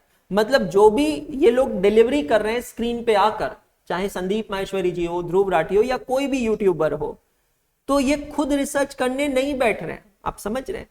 अब क्योंकि वो एक ऐसे पॉइंट पे पहुंच गए कि उनके पास इतना स्टाफ है, तो इनका स्टाफ बैठकर रिसर्च करता है, ये भी फ्रीलांसिंग का काम होता है। कुछ लोग इसमें भी फ्रीलांसिंग करते हैं। पॉइंट समझने की कोशिश करना, there are so many things, so many works where the freelancing can be done nowadays, but again it's a debatable issue कि ज्यादा बेटर क्या है। पीस रेट वेज का मतलब होता है where the employee is remunerated on the basis of number of units produced, output. जितना ज्यादा आउटपुट निकालोगे उतना ज्यादा पैसा मिलेगा, जितना कम निकालोगे उतना कम मिलेगा। लेकिन माय डियर फ्रेंड्स, अगर आप कंप्लीटली टाइम रेट और कंप्लीटली पीस रेट पे काम करोगे, there can be a problem. Employee may और may not give you commitment oblique efficiency. तो इसके लिए हमें एक हाइब्रिड सिस्टम की जरूरत है, जो अभी हम देखने वाले हैं। Come to your registers on a fresh page and write this down which is on your screen. Labour remuneration and incentive system. आप लोग पीछे शिफ्ट हो जाइए प्रताप एंड लेबर रेम्यूनरेशन, आपको मैं डिक्टेट भी कर रहा हूं, सेंटर में आइए, हेडिंग लिखिए labour remuneration and incentive system.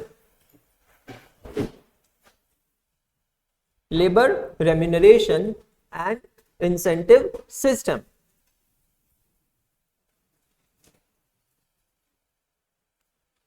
Next line में लिखेंगे time rate wages. Time rate wages, it is equal to time rate wages, it is equal to hours worked into rate per hour. Time rate wages is equal to hours worked into rate per hour. अगर आप चाहें तो आगे का वो लिखें hourly, daily, weekly, monthly, annually. These are just an example to give you the idea of time. Time is not just per hour, it can be daily, it can be weekly, it can be monthly, or it can even be annually. दूसरा system है piece rate wages. Piece rate wages, उसका formula क्या दिख रहा है आपको? Number of units produced multiplied by rate per unit. Number of units produced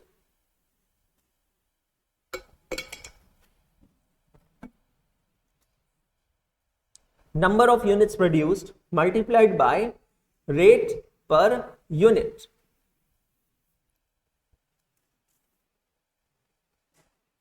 number of units produce multiplied by rate per unit. लिखा सभी ने? अलग अलग इंडस्ट्री में अलग अलग रेम्यूनरेशन सिस्टम चलता है और जरूरी नहीं है किसी इंडस्ट्री के अंदर हर कंपनी सेम सिस्टम फॉलो करे। कोई भी कंपनी वो सिस्टम फॉलो करेगी जो उसके लिए सबसे बेहतर है। समझ में आया? जो उसके लिए सबसे बेनिफिशियल है उसके लिए। मतलब देखो लॉजिकल है यार, कोई कंपनी अगर आपको 1 लाख रुपए पे करेगी तो वो नहीं चाहेगी कि वो आपसे उसके बदले में 2 लाख रुपए एटलीस्ट कमाए। मैं आपको एक बहुत जनरल फैक्टर बता रहा हूं, 2x, ये हमेशा ध्यान रखना।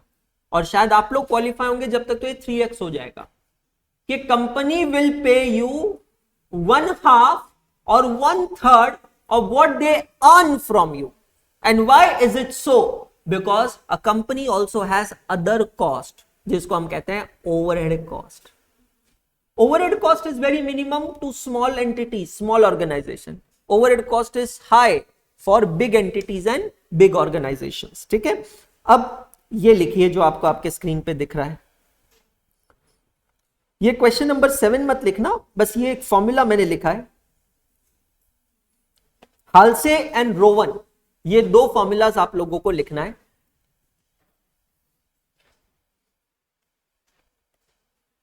इंसेंटिव सिस्टम क्यों बनता है? एम्प्लॉइज को एंकरेज करने के लिए।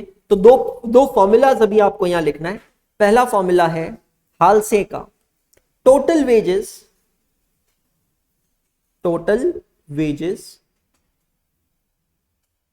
Into bracket Halsey plan.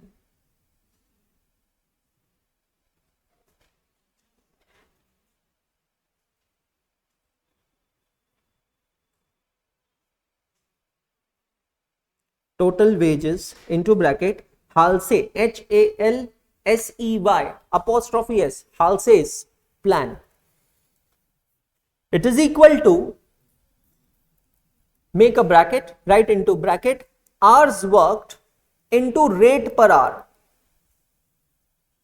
Hours worked into rate per hour plus 50%, plus 50% into bracket, another bracket after 50%, time saved into rate per hour. 50%, make a bracket, into bracket, time saved into rate per hour, bracket close. I repeat, total wages under Halse's plan is equal to hours worked into rate per hour plus 50% of time saved into rate per hour. मैं इसको explain करूंगा, पहले सिर्फ लिख लीजिए। मैंने वहां पे कुछ एडिशनल पॉइंट्स लिखे, उसको लिखिएगा। जो फर्स्ट ब्रैकेट है ना, hours worked into rate per our, उसके नीचे लिखना है नॉर्मल वेजेस, नॉर्मल वेजेस। और प्लस के बाद वाला जो एलिमेंट है जहां आपने लिखा है 50% of time saved into rate per our, उसको अंडरलाइन करके उसके नीचे आप लिखेंगे बोनस।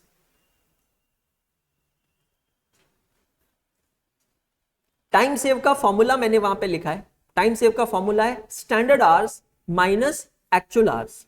एसएच का मतलब क्या हुआ? स्टैंडर्ड आवर्स, कितने घंटे में काम होना चाहिए था।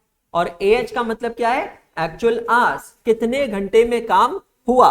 तो अगर 8 घंटों का काम 6 घंटों में होता है तो कहना इसे time saved is 2 hours. So it is 8 hours minus 6 hours give you 2 hours. ये जो 50% लिखा है उसके पास आप लिखेंगे बोनस परसेंट। तो आप बोनस कितना दे रहे हैं? 50% दे रहे हैं। नॉर्मली बोनस का जो परसेंट होता है वो क्वेश्चन में दिया हुआ होता है और उसके ऊपर मैंने एक नाम लिखा है Halsey dash Weir, WEIR, Weir, Halsey dash Weir, Halsey dash Weir. ये तो एक फॉर्मूला हुआ। हमें 2 ही रेम्यूनरेशन सिस्टम पढ़ने गाइस। जब मैं पढ़ता था या ओल्ड सिलेबस था तब तकरीबन 15 रेम्यूनरेशन सिस्टम्स थे। अब आपके सिलेबस में सिर्फ 2 बचे हैं, सारे हटा दिए सिलेबस से।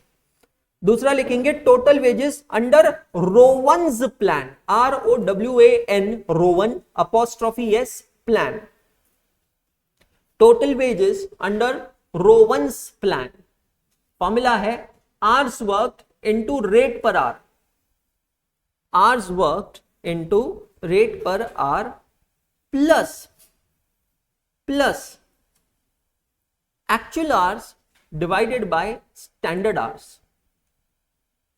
Actual hours divided by standard hours. Again make a circle and उसको arrow बना दीजिए towards bonus percentage. Actual hours upon standard hours into bracket time saved into rate per hour, into bracket time saved into rate per hour. लिखा सभी ने?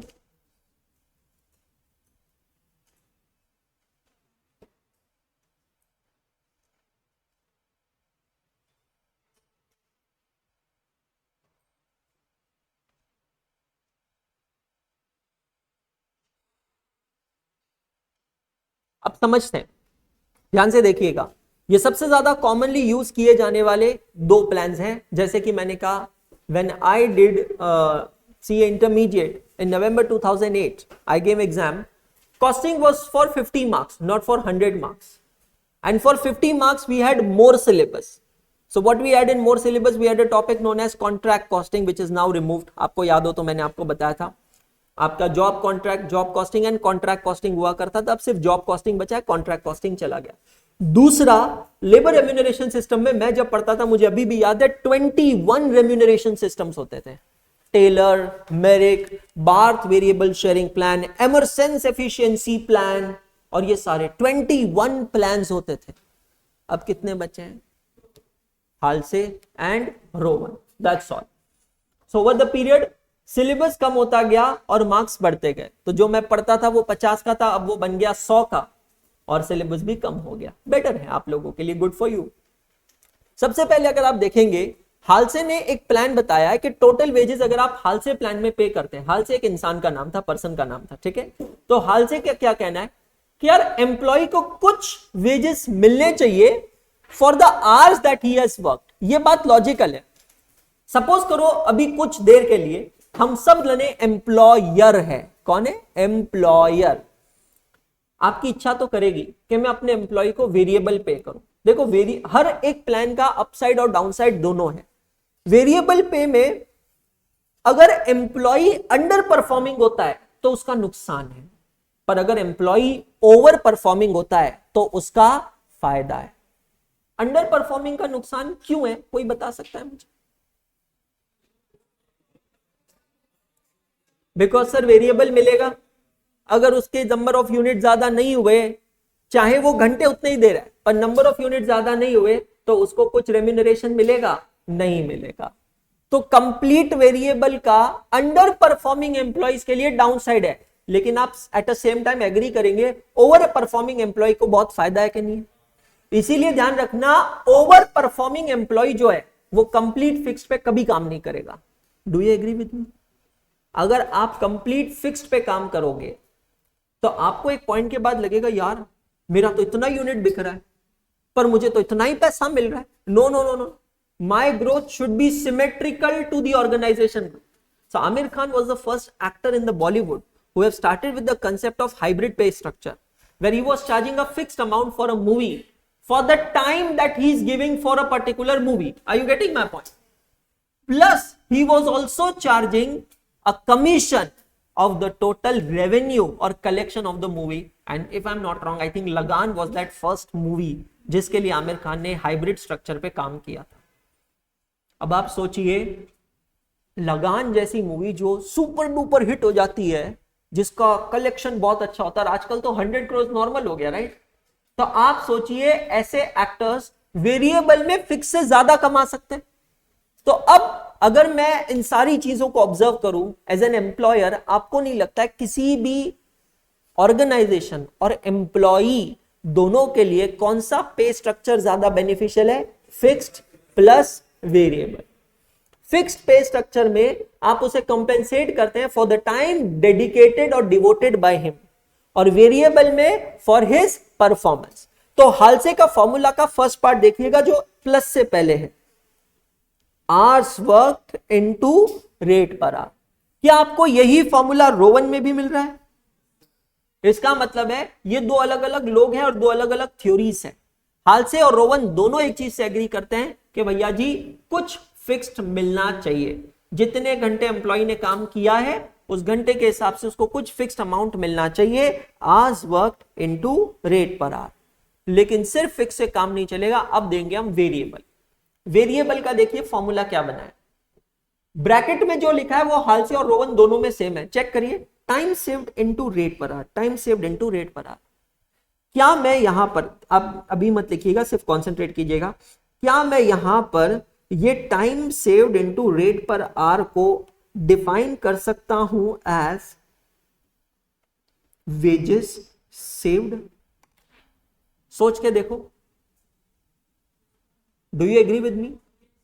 मैं एक employer हूं, आप सब एक एम्प्लॉय है, हमारा एक एम्प्लॉय है, आप भी एम्प्लॉयर है, चलिए हमारा एक एम्प्लॉय है, वो 8 घंटे का काम 6 घंटे में करता है।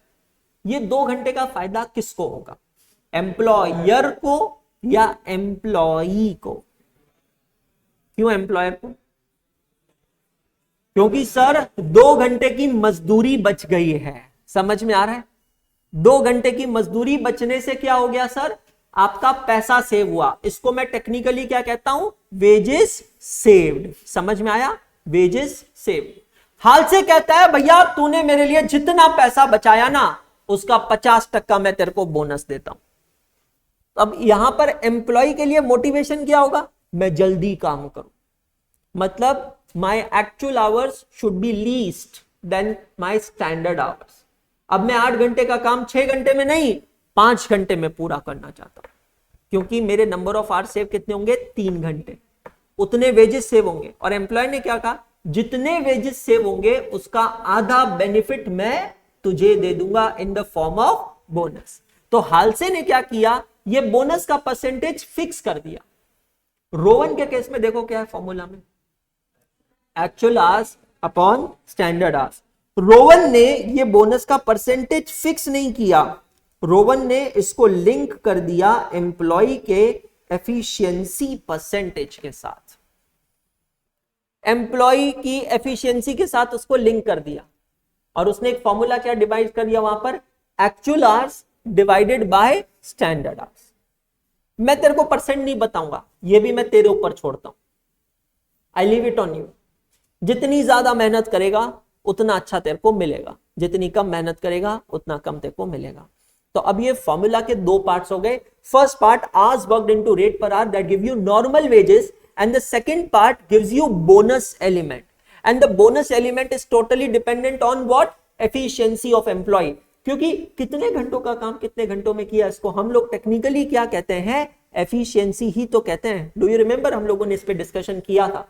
एफिशिएंसी 2 तरीके से कैलकुलेट की जाती है, कौन से 2 तरीके से, एक कितने घंटों का काम कितने घंटों में किया है, और 2 कितने यूनिट्स बनाना चाहिए था और कितने यूनिट्स बनाया है। इन 2 तरीकों से हम लोग एफिशिएंसी कैलकुलेट करते हैं। If you want you can open that door and window over there. Manageable है, जिस पॉइंट पे लगे मैनेजेबल नहीं है we will stop the class, don't worry. Obviously किसी दिन कंपेंसेट करेंगे, बट जिस पॉइंट पे आपको लगेगा मैनेजेबल नहीं है विल स्टॉप द क्लास। काका को बुलाएंगे हर्ष, एक मिनट बाहर से पूछते हैं ना, सोसाइटी की लाइट गई है या क्या इशू है? हाँ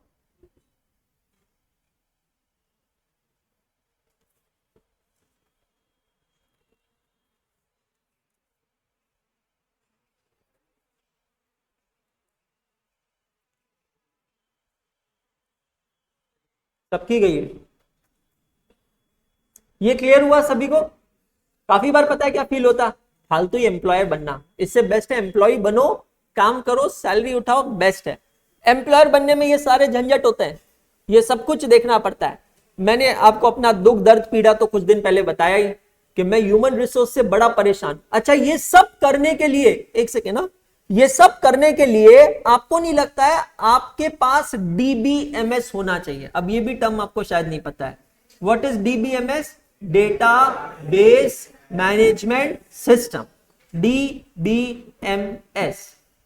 डेटाबेस मैनेजमेंट सिस्टम क्या होता है? It is a system to capture the data. Light सबकी गई है,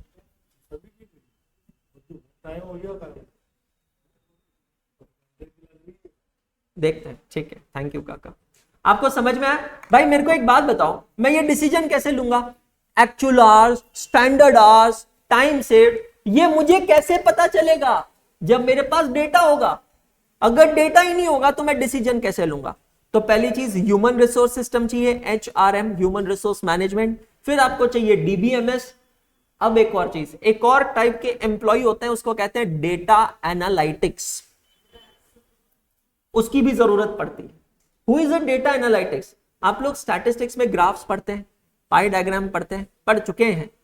हमें लगता है रियल लाइफ में उसका कोई यूज नहीं है। ट्रस्ट मी, मैं देख रहा हूं मैनेजमेंट में उसका बहुत ज्यादा यूज होता है, क्योंकि पाई डायग्राम्स और ग्राफ आपको सब कुछ बताते हैं कि आपके बिजनेस का फ्लक्चुएशन कैसा चल रहा है।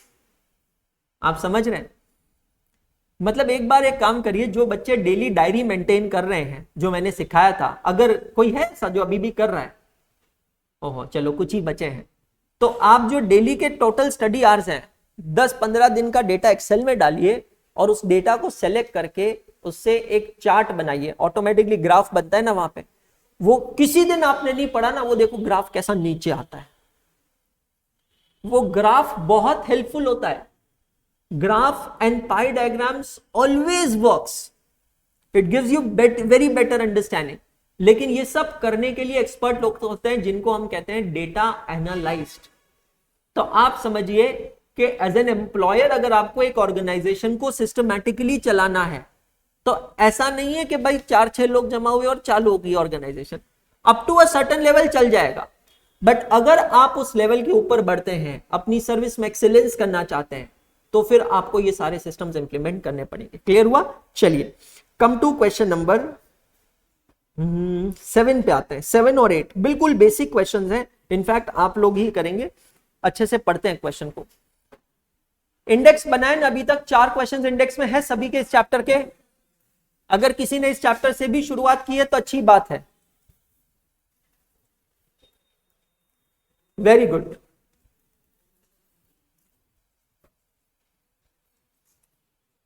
चलिए, shall we read question 6 and 7? 6 number first. Ready all of you? Calculate the total wages earned by workmen for working for 8 hours under Halsey and Rowan plan. Okay, standard production per hour is 20 units. Actual production for the day is 200 units. Wage rate per hour is 30 rupees. एक second. Now let me come to this register and insert a page for you. पहला ही question में थोड़ा tricky question ले रहा हूं जानबूझ के। Come to your registers, write down question 6/AAA/3.9. Question 6/AAA/3.9. हालसे और रोवन दोनों प्लान्स में हमें अर्निंग्स कैलकुलेट करना है। एक चीज तो समझ में आ गई होगी, हालसे और रोवन दोनों प्लान्स में कैलकुलेशन के लिए कुछ डेटा हमें चाहिए। ध्यान दीजिएगा स्क्रीन पे, क्योंकि अगला क्वेश्चन आप लोग करेंगे। क्या मैं कह सकता हूं मुझे पहला डेटा चाहिए एक्चुअल आवर्स। फॉर्मूला आपके सामने, आपने लिखा हुआ है अपने रजिस्टर में फॉर्मूला। आवर्स वर्क का मतलब भी क्या होता है? Actual hours. दूसरा डेटा मुझे चाहिए standard hours. Do you agree? और क्या डेटा चाहिए? Rate per our. बहुत बढ़िया।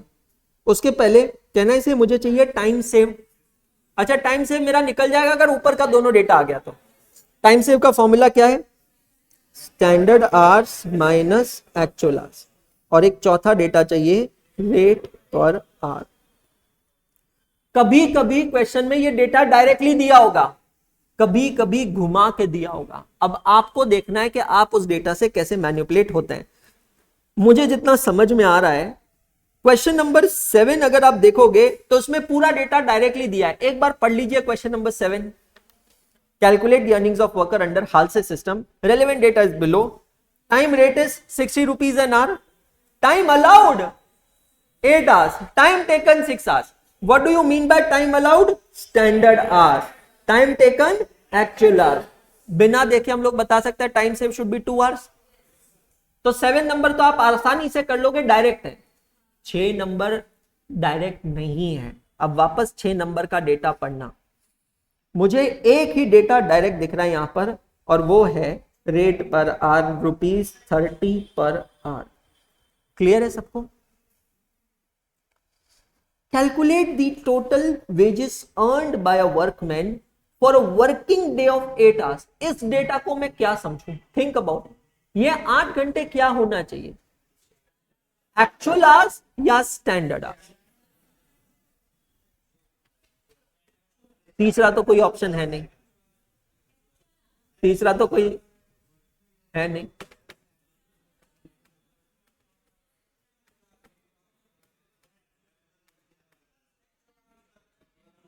एक वर्कर ने एक दिन में 8 घंटे काम किया है, मतलब ये कौन से आवर्स हुए?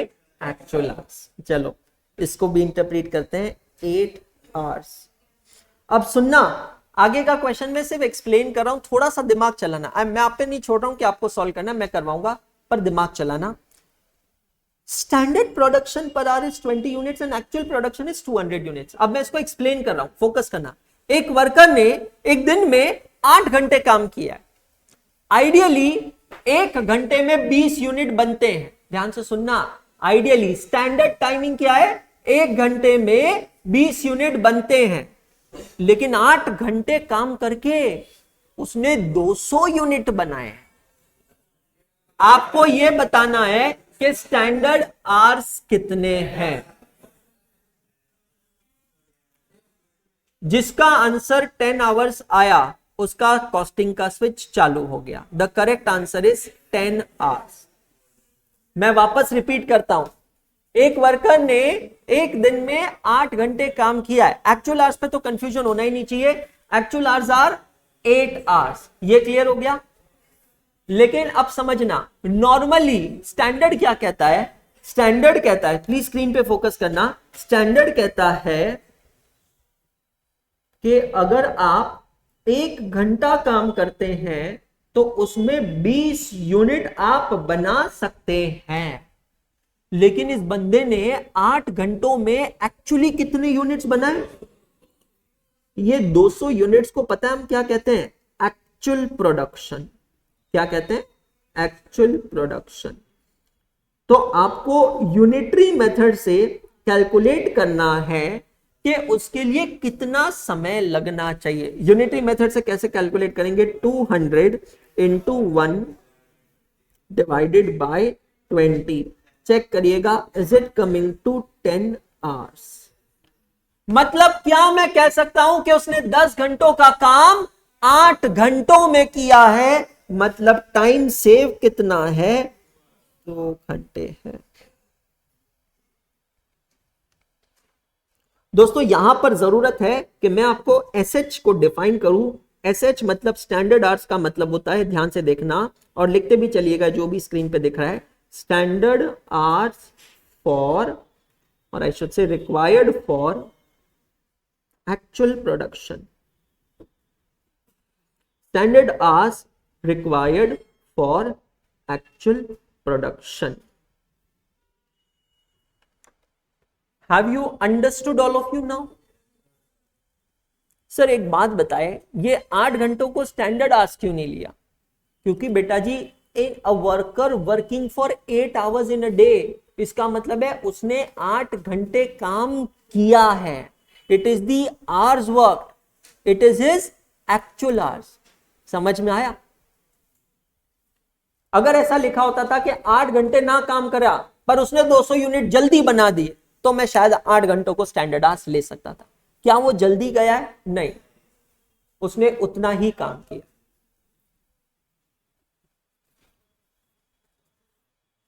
एक सवाल पूछ रहा हूं मैं यहां पर, जस्ट टू चेक कि किसी का स्विच सही में चालू हुआ है या नहीं हुआ है। ठीक है, आंसर कोई भी बोलेगा नहीं और ऑनलाइन वाला बच्चा कोई भी आंसर लिखेगा नहीं लाइव चैट में। स्क्रीन पे मैं सवाल लिख रहा हूं, सिर्फ उस पर फोकस कीजिएगा।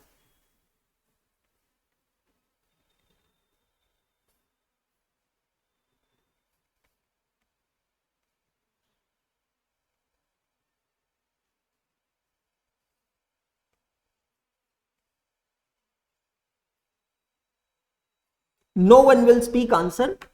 If you are ready with answer, just raise your hands.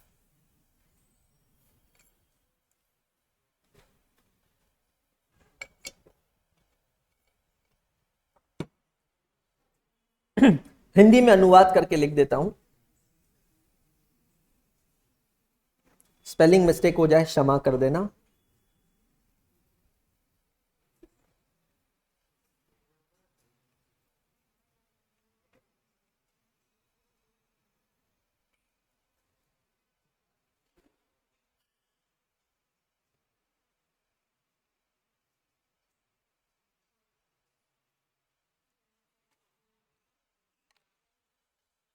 Very good. बाकी लोगों के चेहरे पे तनाव और दबाव साफ दिखते, ये इसका मतलब क्या है षणमुख? बहुत बढ़िया, नीचे हाथ कर लीजिए। जिनका नहीं आया आंसर, थोड़े हैरान, थोड़े परेशान, थोड़ी घबराहट, थोड़े हताश, थोड़े तनाव, थोड़े दुखी, थोड़े उदास, थोड़े डिप्राइव्ड, थोड़े परेशान।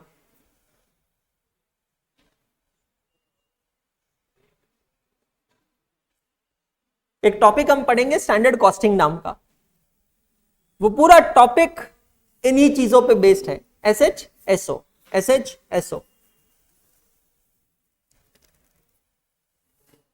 SH का मतलब है standard hours required for actual production. मेरा सवाल है find out the standard output in actual hours, मतलब हमको पता है वो बंदे ने 8 घंटे काम किया है, 8 घंटे काम करके आइडियली कितने यूनिट्स बनने चाहिए? आंसर है 160, 160। कितने लोगों का सही आया? ओके, बहुत बढ़िया। अब जिसका सही नहीं आया, अब ध्यान से सुनो कैसे। देखो बेटा, आप समझना, 1 घंटा काम करके कितने यूनिट्स बनते हैं? 20। कितने यूनिट्स बनने चाहिए प्रताप? 20। तो 8 घंटा काम करके कितने यूनिट बनने चाहिए? 160। लेकिन उसने एक्चुअल प्रोडक्शन कितना किया है? 200 यूनिट का, मतलब उसने 40 यूनिट ज्यादा बनाया है। तो एफिशिएंट है या अबाव एफिशिएंट है? Above efficient. Efficient above efficient कब होता है? जब आउटपुट, एक्चुअल आउटपुट, ध्यान अभी लिखना मत, ये अगले क्वेश्चन के में लिख लेना। जब एक्चुअल आउटपुट स्टैंडर्ड आउटपुट से ज्यादा होता है या फिर एक्चुअल आवर स्टैंडर्ड आवर से कम होते हैं, तब आप अबाव एफिशिएंट कहलाते हैं। आया सबको समझ में? सिंपल समझो, कम समय लेना अबाव एफिशिएंट, ज्यादा यूनिट बनाना अबाव एफिशिएंट। समझ में आया? जल्दी काम करना अबाव एफिशिएंट, लेट काम करना बिलो एफिशिएंसी। समझ में आया? कम यूनिट्स बनाना बिलो एफिशिएंसी। क्लियर हो गया सबको? चलिए, अब तो put up the values and get the answers वाली सिचुएशन है। Come on, write down.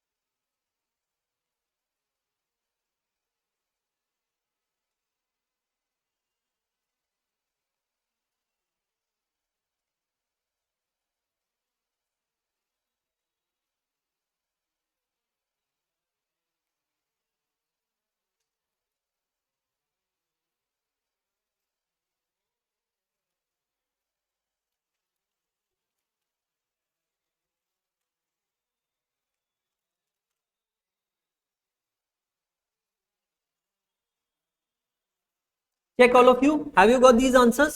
270 and 288.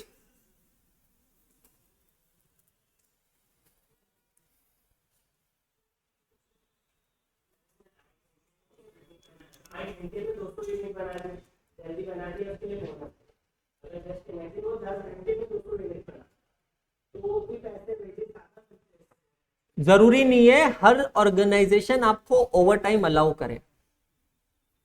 आप क्या कह रहे हो, अगर वो 10 घंटे में बनाता था तो हाँ, तो अगर ऑर्गेनाइजेशन अलाउ ही नहीं करती है, 8 घंटे खत्म होते ही घर पे जाने का, अलाउड ही नहीं है ज्यादा काम करना।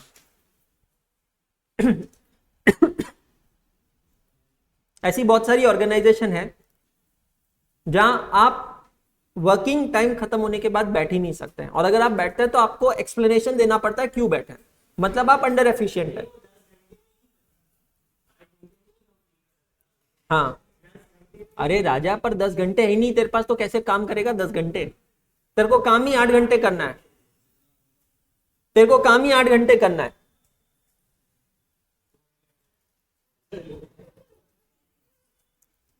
Have you understood all of you? Efficiency का कंसेप्ट समझ में आ रहा है? एफिशिएंसी कब होती है? जब काम जल्दी होता है या आउटपुट ज्यादा होता है। इसको हिंदी में कहीं तो लिख के रखिएगा रजिस्टर में, चाहिए तो सेल्फ एनालिसिस पेज पे लिख लीजिएगा, पेज नंबर 1 पे।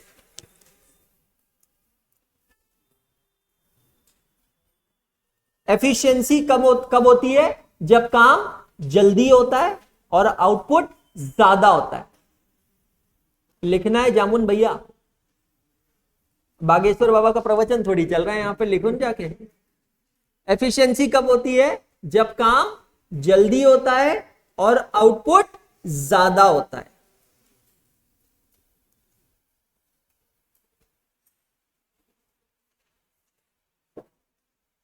अच्छा, वो मैंने जो सिखाया था इस क्वेश्चन का पार्ट नहीं था, एसओ, वो कहीं तो लिख के रखा है आपने?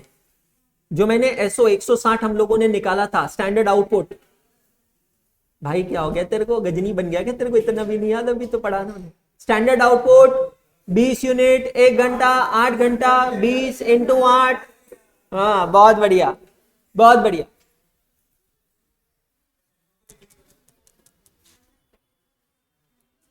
एफिशिएंसी कब होती है? जब काम जल्दी होता है और आउटपुट ज्यादा होता है।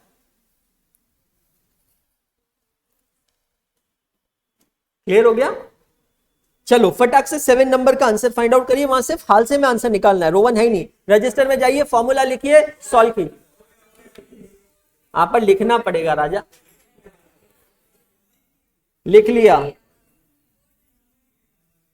420। अरे भैया रुक जाओ, क्या वेट हो गया? नहीं तो हाँ जी, लेक्चर नंबर का रेफरेंस लिखे, पेज नंबर लिखे और इंडेक्स में एक साथ पोस्ट कर दीजिएगा बाद में। Write down page number of your register we are solving the question. 8th number भी सॉल्व करें, 8th का भी आंसर निकालें।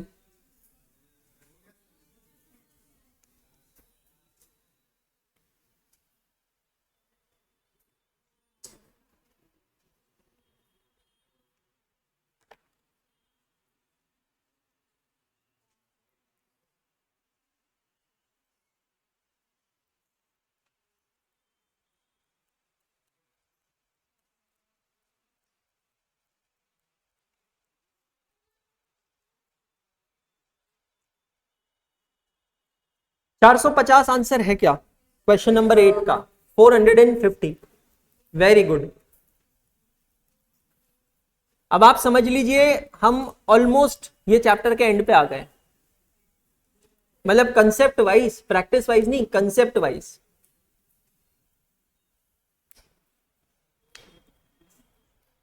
कंसेप्ट वाइज हम लोग इस चैप्टर के एंड पे आ गए।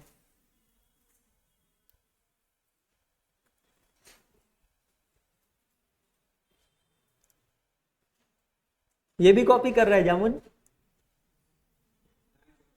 हाँ, जामुन की गुठली कहाँ यूज आती है पता है? पाउडर बनता है, वो पाउडर कहाँ यूज आता है? हाँ, डायबिटीज वालों को। नहीं सर, अभी तक जरूरत नहीं पड़ी सर, वहां तक नहीं पहुंचे सर। और अच्छी बात है सर, एक ही फेस टू फेस बैच है, नहीं तो जरूरत पड़ जाती थी sir.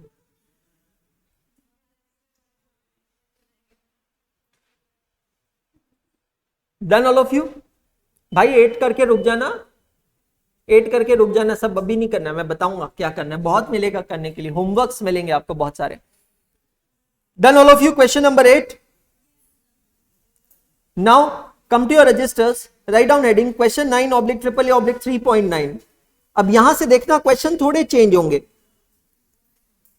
Question 9 oblique triple A oblique 3.9, सभी जने हैं मेरे साथ? अब ये क्या कह रहा है question, from the data given below, from the data given below calculate the comparative works cost. अब यहां देखो उन्होंने कॉस्ट शीट को इंट्रोड्यूस किया है वापस। वर्क्स कॉस्ट का कंसेप्ट हमने कहां पढ़ा था? कॉस्ट शीट में। What is the formula of works cost? Prime cost plus factory overheads is equal to works cost. आपको वर्क्स कॉस्ट कैलकुलेट करना है for a job in factory A and factory B. मतलब समझना question क्या है, आपको एक जॉब करवाना है, ये जॉब दो अलग अलग फैक्ट्रीज में किया जा सकता है, फैक्ट्री ए या फैक्ट्री बी। क्लियर हो गया? आपको दोनों ही फैक्ट्रीज की वर्क्स कॉस्ट निकालनी है। कहना इसे इसका फॉर्मेट बनेगा पर्टिकुलर्स फैक्ट्री ए फैक्ट्री बी। चलिए बनाते हैं फॉर्मेट।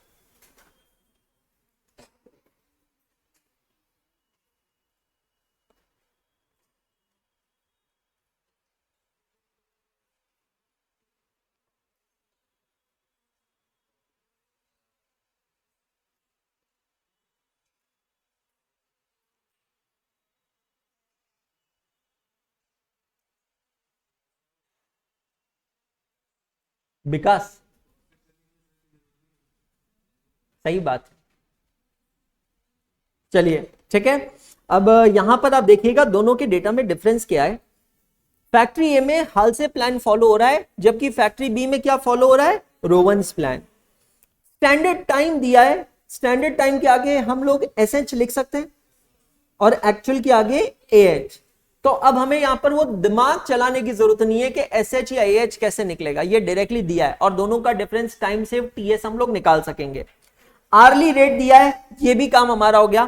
फिर नीचे दिया है material cost for the job. सबसे पहले फैक्ट्री कॉस्ट में आता है प्राइम कॉस्ट। प्राइम कॉस्ट में दो चीजें आती है, तीन चीजें आती है, material cost, labour cost, direct expenses. सबसे पहले हम लोग लिखते हैं डायरेक्ट मटेरियल कॉस्ट 10,000 और 9,000।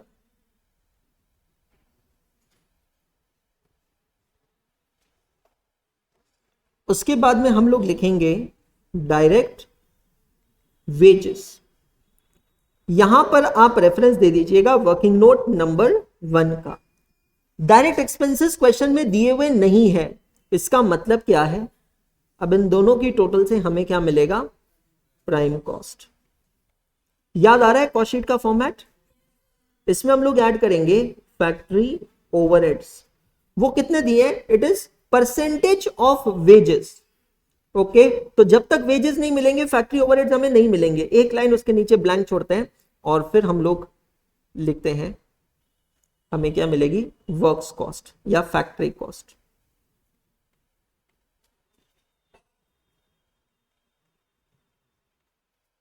सब हमारा पूरा फोकस होना चाहिए वर्किंग नोट नंबर 1 पे, जहां पर हम कॉस्ट निकालेंगे, डायरेक्ट वेजेस कैलकुलेट करेंगे। फैक्ट्री ए में फॉलो हो रहा है हाल से फैक्ट्री बी में रोवन।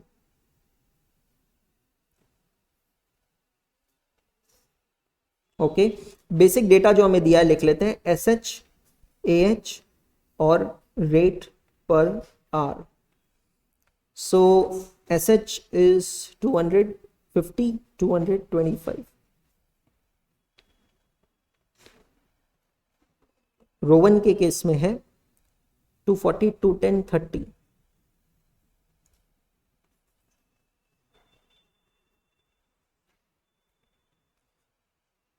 टाइम सेव्ड अगर निकालना है तो निकाल सकते हैं अलग से, नहीं तो नहीं भी लिखेंगे तो भी चलेगा। It is 50 hours and 30 hours.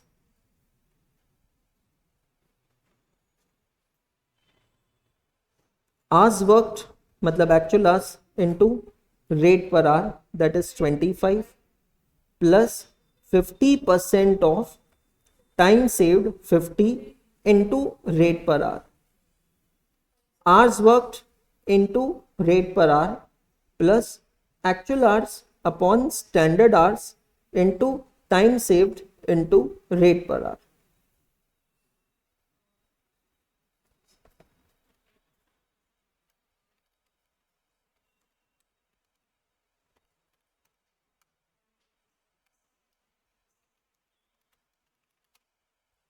Is it coming 5625?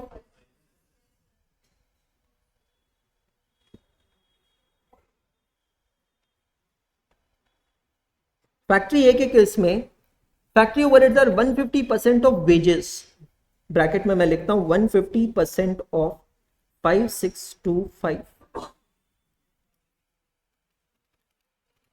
8437.5 round of कर सकते हैं अगर आप चाहें तो, बट मुझे लगता है एक ही फिगर है तो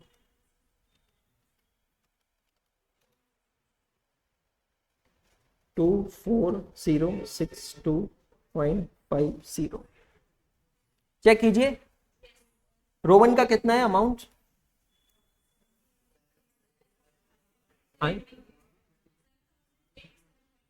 7087.50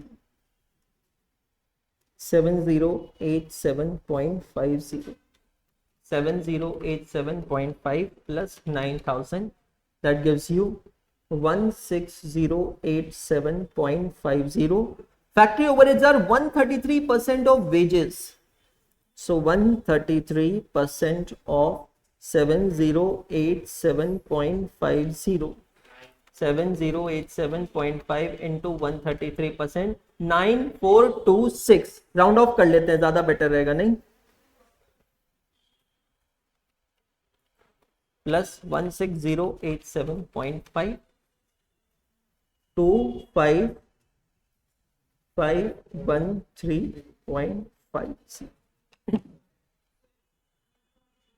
आपने एक चीज ऑब्जर्व की है, मैंने आपके बुक में, ट्रिपल ए बुक में, हर क्वेश्चन के पास आईसीआई मॉड्यूल का रेफरेंस दिया है, लेकिन इस क्वेश्चन के पास कोई रेफरेंस नहीं है।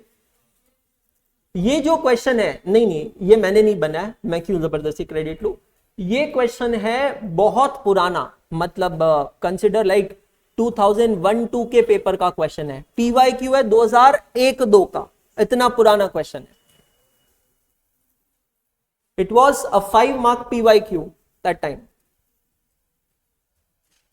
when I gave my exam in the year 2008. What I did is I solved previous 10 years question papers, the 20 papers I solved.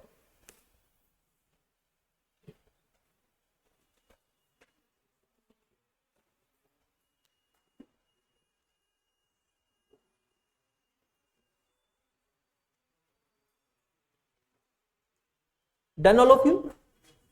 Index में पोस्ट कर दीजिए, मैं आपको होमवर्क दे देता हूं, फिर हम आज की क्लास एंड करते हैं, बिकॉज आई थिंक आप लोगों को मैं देख रहा हूं थोड़े ट्रबल में आप लोग। लेक्चर नंबर 34 का रेफरेंस दीजिए और 6, 7, 8, 9 चारों क्वेश्चंस को इंडेक्स में पोस्ट कीजिए आप। Question number 6, 7, 8, 9, don't keep your index incomplete guys. 6, 7, 8, 9 चारों क्वेश्चंस को आप इंडेक्स में पोस्ट कीजिए please.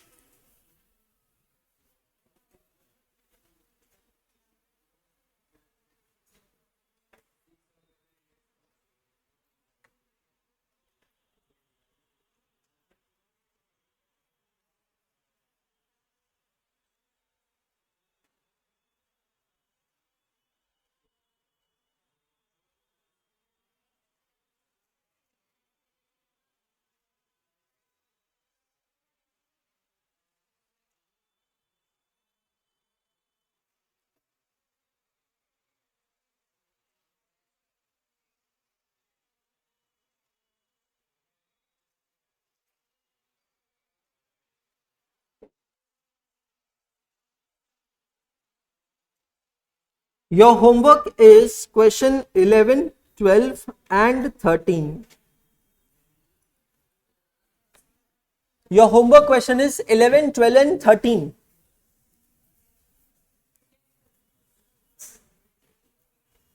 Now 2-3 important things, just listen to me carefully. ध्यान से सुनिएगा, 2-3 important चीजें आप लोगों के लिए। कॉस्टिंग का वॉल्यूम 3 मैं आपको अभी नहीं दूंगा, वो आपको बैच खत्म होने के बाद दूंगा। क्यों, उसका रीजन और लॉजिक मैं आपको बता देता हूं। आपको पीडीएफ फॉर्मेट में मिलेगा, आप चाहें तो उसको प्रिंट कर सकते हैं। मैं आपको लॉजिक बता रहा हूं। ग्रुप 1 में मेरा ऑब्जर्वेशन रहा, स्पेशली दीपांश है हमारे बीच, हाँ है, स्पेशली दीपांश से, ये बंदा ना हमेशा आता था कि मेरे वॉल्यूम 3 का बैकलॉग है, और मेरे को वहां समझ में नहीं आया कि किसी का वॉल्यूम 3 का बैकलॉग कैसे हो सकता है। क्योंकि वॉल्यूम 3 का मतलब है self practice book.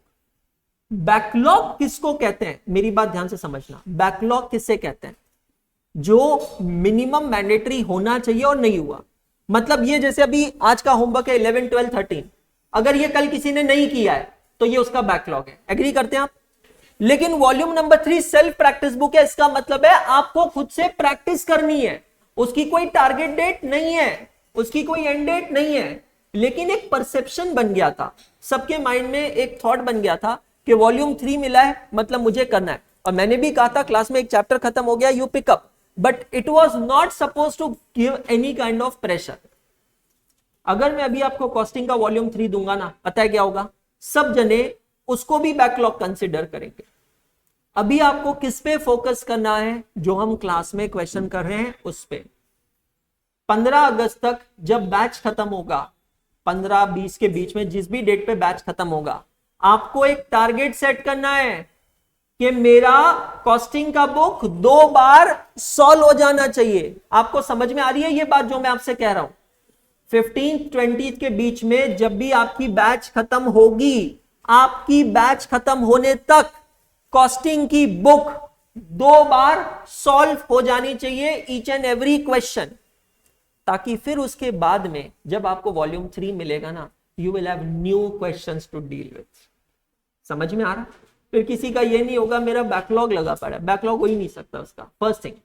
Second thing, there is another good news for you, all the students who are watching online, offline, everyone, ध्यान से सुनिएगा। We at एकाग्रता, as I told you, we are committed to get result, और जनवरी 25 में हमको result चाहिए कुछ भी करके। और आपको यह भी हमने कहा था कि अब जब एकाग्रता और अड्डा एक साथ है तो इसका कुछ बेनिफिट होगा, और ये बेनिफिट डायरेक्टली स्टूडेंट्स को ट्रांसफर होगा। Yesterday we had a meeting and the entire management, whether it is Ekagrata, Adda or together, we have decided that we are going to give you fast track batch absolutely free of cost to all the students. जितने भी students हैं, जनवरी 2025 के लिए जितने students ने एकाग्रता के subscriptions लिए थे, चाहे बोथ ग्रुप कॉम्बो हो, सिंगल ग्रुप कॉम्बो हो, या एक सब्जेक्ट ही क्यों ना हो, उन सभी बच्चों को मैं लाइव की बात कर रहा हूं, मतलब जिन्होंने अपॉर्चुनिटी पैक्स लिया उनकी बात नहीं कर रहा हूं, लाइव की बात कर रहा हूं। आप सभी को अभी आज से हमारी बैच चालू हो रही है, उसके वीडियोस मिलेंगे बट लाइव एक्सेस नहीं मिलेगा, क्योंकि अभी लाइव एक्सेस दिया, फिर से समझना, पता है क्या होगा, ये कॉस्टिंग एफएम छोड़कर ग्रुप 1 लेकर बैठेंगे। आप समझ गए? देखो, हर चीज के पीछे थॉट है बेटा, हर चीज के पीछे प्लानिंग है, आप उसको समझने की कोशिश करिए। सिर्फ आप ये मान के चलिए, मोटा मोटी ये जो वीडियोस है ना, ये आप ही के जो अभी एकाग्रता सीए का ऐप है क्लास प्लस, उसमें एक फोल्डर क्रिएट हो जाएगा और उसमें ये वीडियो आपको सितंबर में दिखेंगे। समझ में आया आपको? आपकी जब ये बैच खत्म हो जाएगी ग्रुप 2 की, एक टारगेट अपने माइंड में सेट कर लो 31 अगस्त तक का। 31 अगस्त तक अगर मेरा कोई भी बैकलॉग है, मुझे उसको खत्म करना है, ताकि 1 सितंबर से मैं क्या चालू करूंगा, रिवीजन्स चालू करूंगा। और रिवीजन में कैसे करूंगा, ये सवाल माइंड में आएगा, उसका मैं आपको आज ही जवाब दे रहा हूं। ग्रुप 1 की हम रिवीजन बैच ले रहे हैं, ग्रुप 2 का अभी नहीं ले रहे हैं, मे बी नेक्स्ट अटेम्प्ट में प्लान करेंगे। ग्रुप 1 के 3 सब्जेक्ट्स हैं, अकाउंट्स है, एडवांस्ड अकाउंटिंग है, लॉ है आदर्श जोशी सर का, और उसके अलावा आपको मिल रहा है टैक्सेशन निशांत सर का। चाहे किसी भी स्टूडेंट ने किसी भी और टीचर से ऑफलाइन ऑनलाइन में लॉ या टैक्स किया हो, आपको हम लोग लेक्चर्स निशांत सर के और जोशी सर के फास्ट ट्रैक के देंगे, and we are committed to it. मैंने आपको पहले भी कहा था, और आप विटनेस करेंगे विद द टाइम, कि ये जो एक्विजिशन है इसका हमेशा एपी सेंटर फोकस सिर्फ और सिर्फ स्टूडेंट्स ही थे, हैं और हमेशा रहेंगे। मैंने अपने वीडियो में क्लियरली कहा था, it was, is and will be never ever about money, and this is my commitment to you guys. और ये इसका जीता जागता सबूत है। 15,000 रुपए की बैच है जो आज से चालू हो रही है। पहले हम लोगों ने, टीम एकाग्रता ने डिसाइड किया, और उसके बाद में हम लोगों ने अड्डा के मैनेजमेंट से बात की कल संडे होने के बावजूद हमारी मीटिंग हुई और मीटिंग में यह आउटकम आया है कि अड्डा ने कहा है एब्सोल्युटली गो अहेड, बच्चे को बेनिफिट होना चाहिए, ऑल इंडिया रैंक आना चाहिए। इतना ही नहीं, एक स्नीक पीक आपको दे रहा हूं, आई एम ऑल्सो प्लानिंग कि जनवरी 24 में अगर कोई बच्चा AIR आता है तो हम लोग उसके लिए फेलिसिटेशन सेरेमनी रखेंगे, जैसे मैं पहले रखा करता था। तो अगर आपको AIR आता है तो we will sponsor your flights, we will sponsor your hotel and we will invite you and we will felicitate you. तो बहुत सारी चीजें चल रही है माइंड में, अभी मैं कुछ कह दूं फिर मैं अंडर परफॉर्म करूं, फिर बाद में आप मुझे वापस हेट करोगे, ट्रोल करोगे, इससे बेटर है I keep quiet and I just keep performing because that is the best way to answer anyone and everyone. So right now I'm not taking any session right now for January 25 strategy. बहुत सारे बच्चों ने message किया है, I will take a session, trust me. My last day of costing batch, जैसे मैंने group 1 में last day लिया था, आपको याद है, how to revise group 1 along with group 2, वैसे ही मैं ग्रुप 2 का लास्ट डे दूंगा, how to prepare for January 25 CA intermediate examination. I am going to take that strategy session, but right now again it brings a sigh of relief to each and every student of एकाग्रता। आपका एकाग्रता CA app कहीं नहीं जा रहा है, जो आपका ऐप है, जो क्लास प्लस का ऐप है, जब तक आपकी वैलिडिटी है वो वैलिड है। बस एक चीज बता रहा हूं, अब उसमें एक्सटेंशंस नहीं होंगे। अगर किसी का वो सब्सक्रिप्शन सितंबर में एक्सपायर हो रहा है तो वो एक्सपायर हो जाएगा, उसमें अब एक्सटेंशंस नहीं मिलेंगे क्योंकि क्लास प्लस ने सपोर्ट देना बंद कर दिया है। And I hope you understand क्यों, क्या, कैसे, वो सारी चीजें हैं। क्लियर हुआ आपका? तो जब तक आपके सब्सक्रिप्शंस वैलिड हैं तब तक रहेगा। हम लोग लिस्ट निकालेंगे 1 सितंबर को। 1 सितंबर को जिन जिन के सब्सक्रिप्शंस वैलिड है उन सभी के फोल्डर्स के अंदर ये बैच के वीडियोस जो हैं, फास्ट ट्रैक बैच के वीडियोस अपलोड हो जाएंगे। तब आपको रिवीजन की चिंता नहीं। आज से जो फास्ट ट्रैक बैच चालू हो रहा है, निशान सर का सेशन अभी ऑनगोइंग है, सुबह 8 से 10 बजे है, मेरा है दोपहर में 2 बजे से 4 बजे तक, और लॉ का सेशन है 4:15 बजे से 5:45 बजे तक, 1.5 घंटे का। वी आर वेरी कमिटेड कि 40 से 50 लेक्चर्स में हम पूरा सिलेबस रिवाइज करवाएंगे। 40 से 50 लेक्चर्स। तब आप अपनी काउंटिंग कर लीजिए कि 1 सितंबर से 40 से 50 दिन में 60 दिन पकड़ लीजिए, सितंबर पूरा, अक्टूबर पूरा, आपका रिवीजन भी खत्म हो जाएगा। फिर तो बेटा नवंबर और दिसंबर में सिर्फ और सिर्फ टेस्ट देना है, और टारगेट मैंने दिया है 150 पेपर का।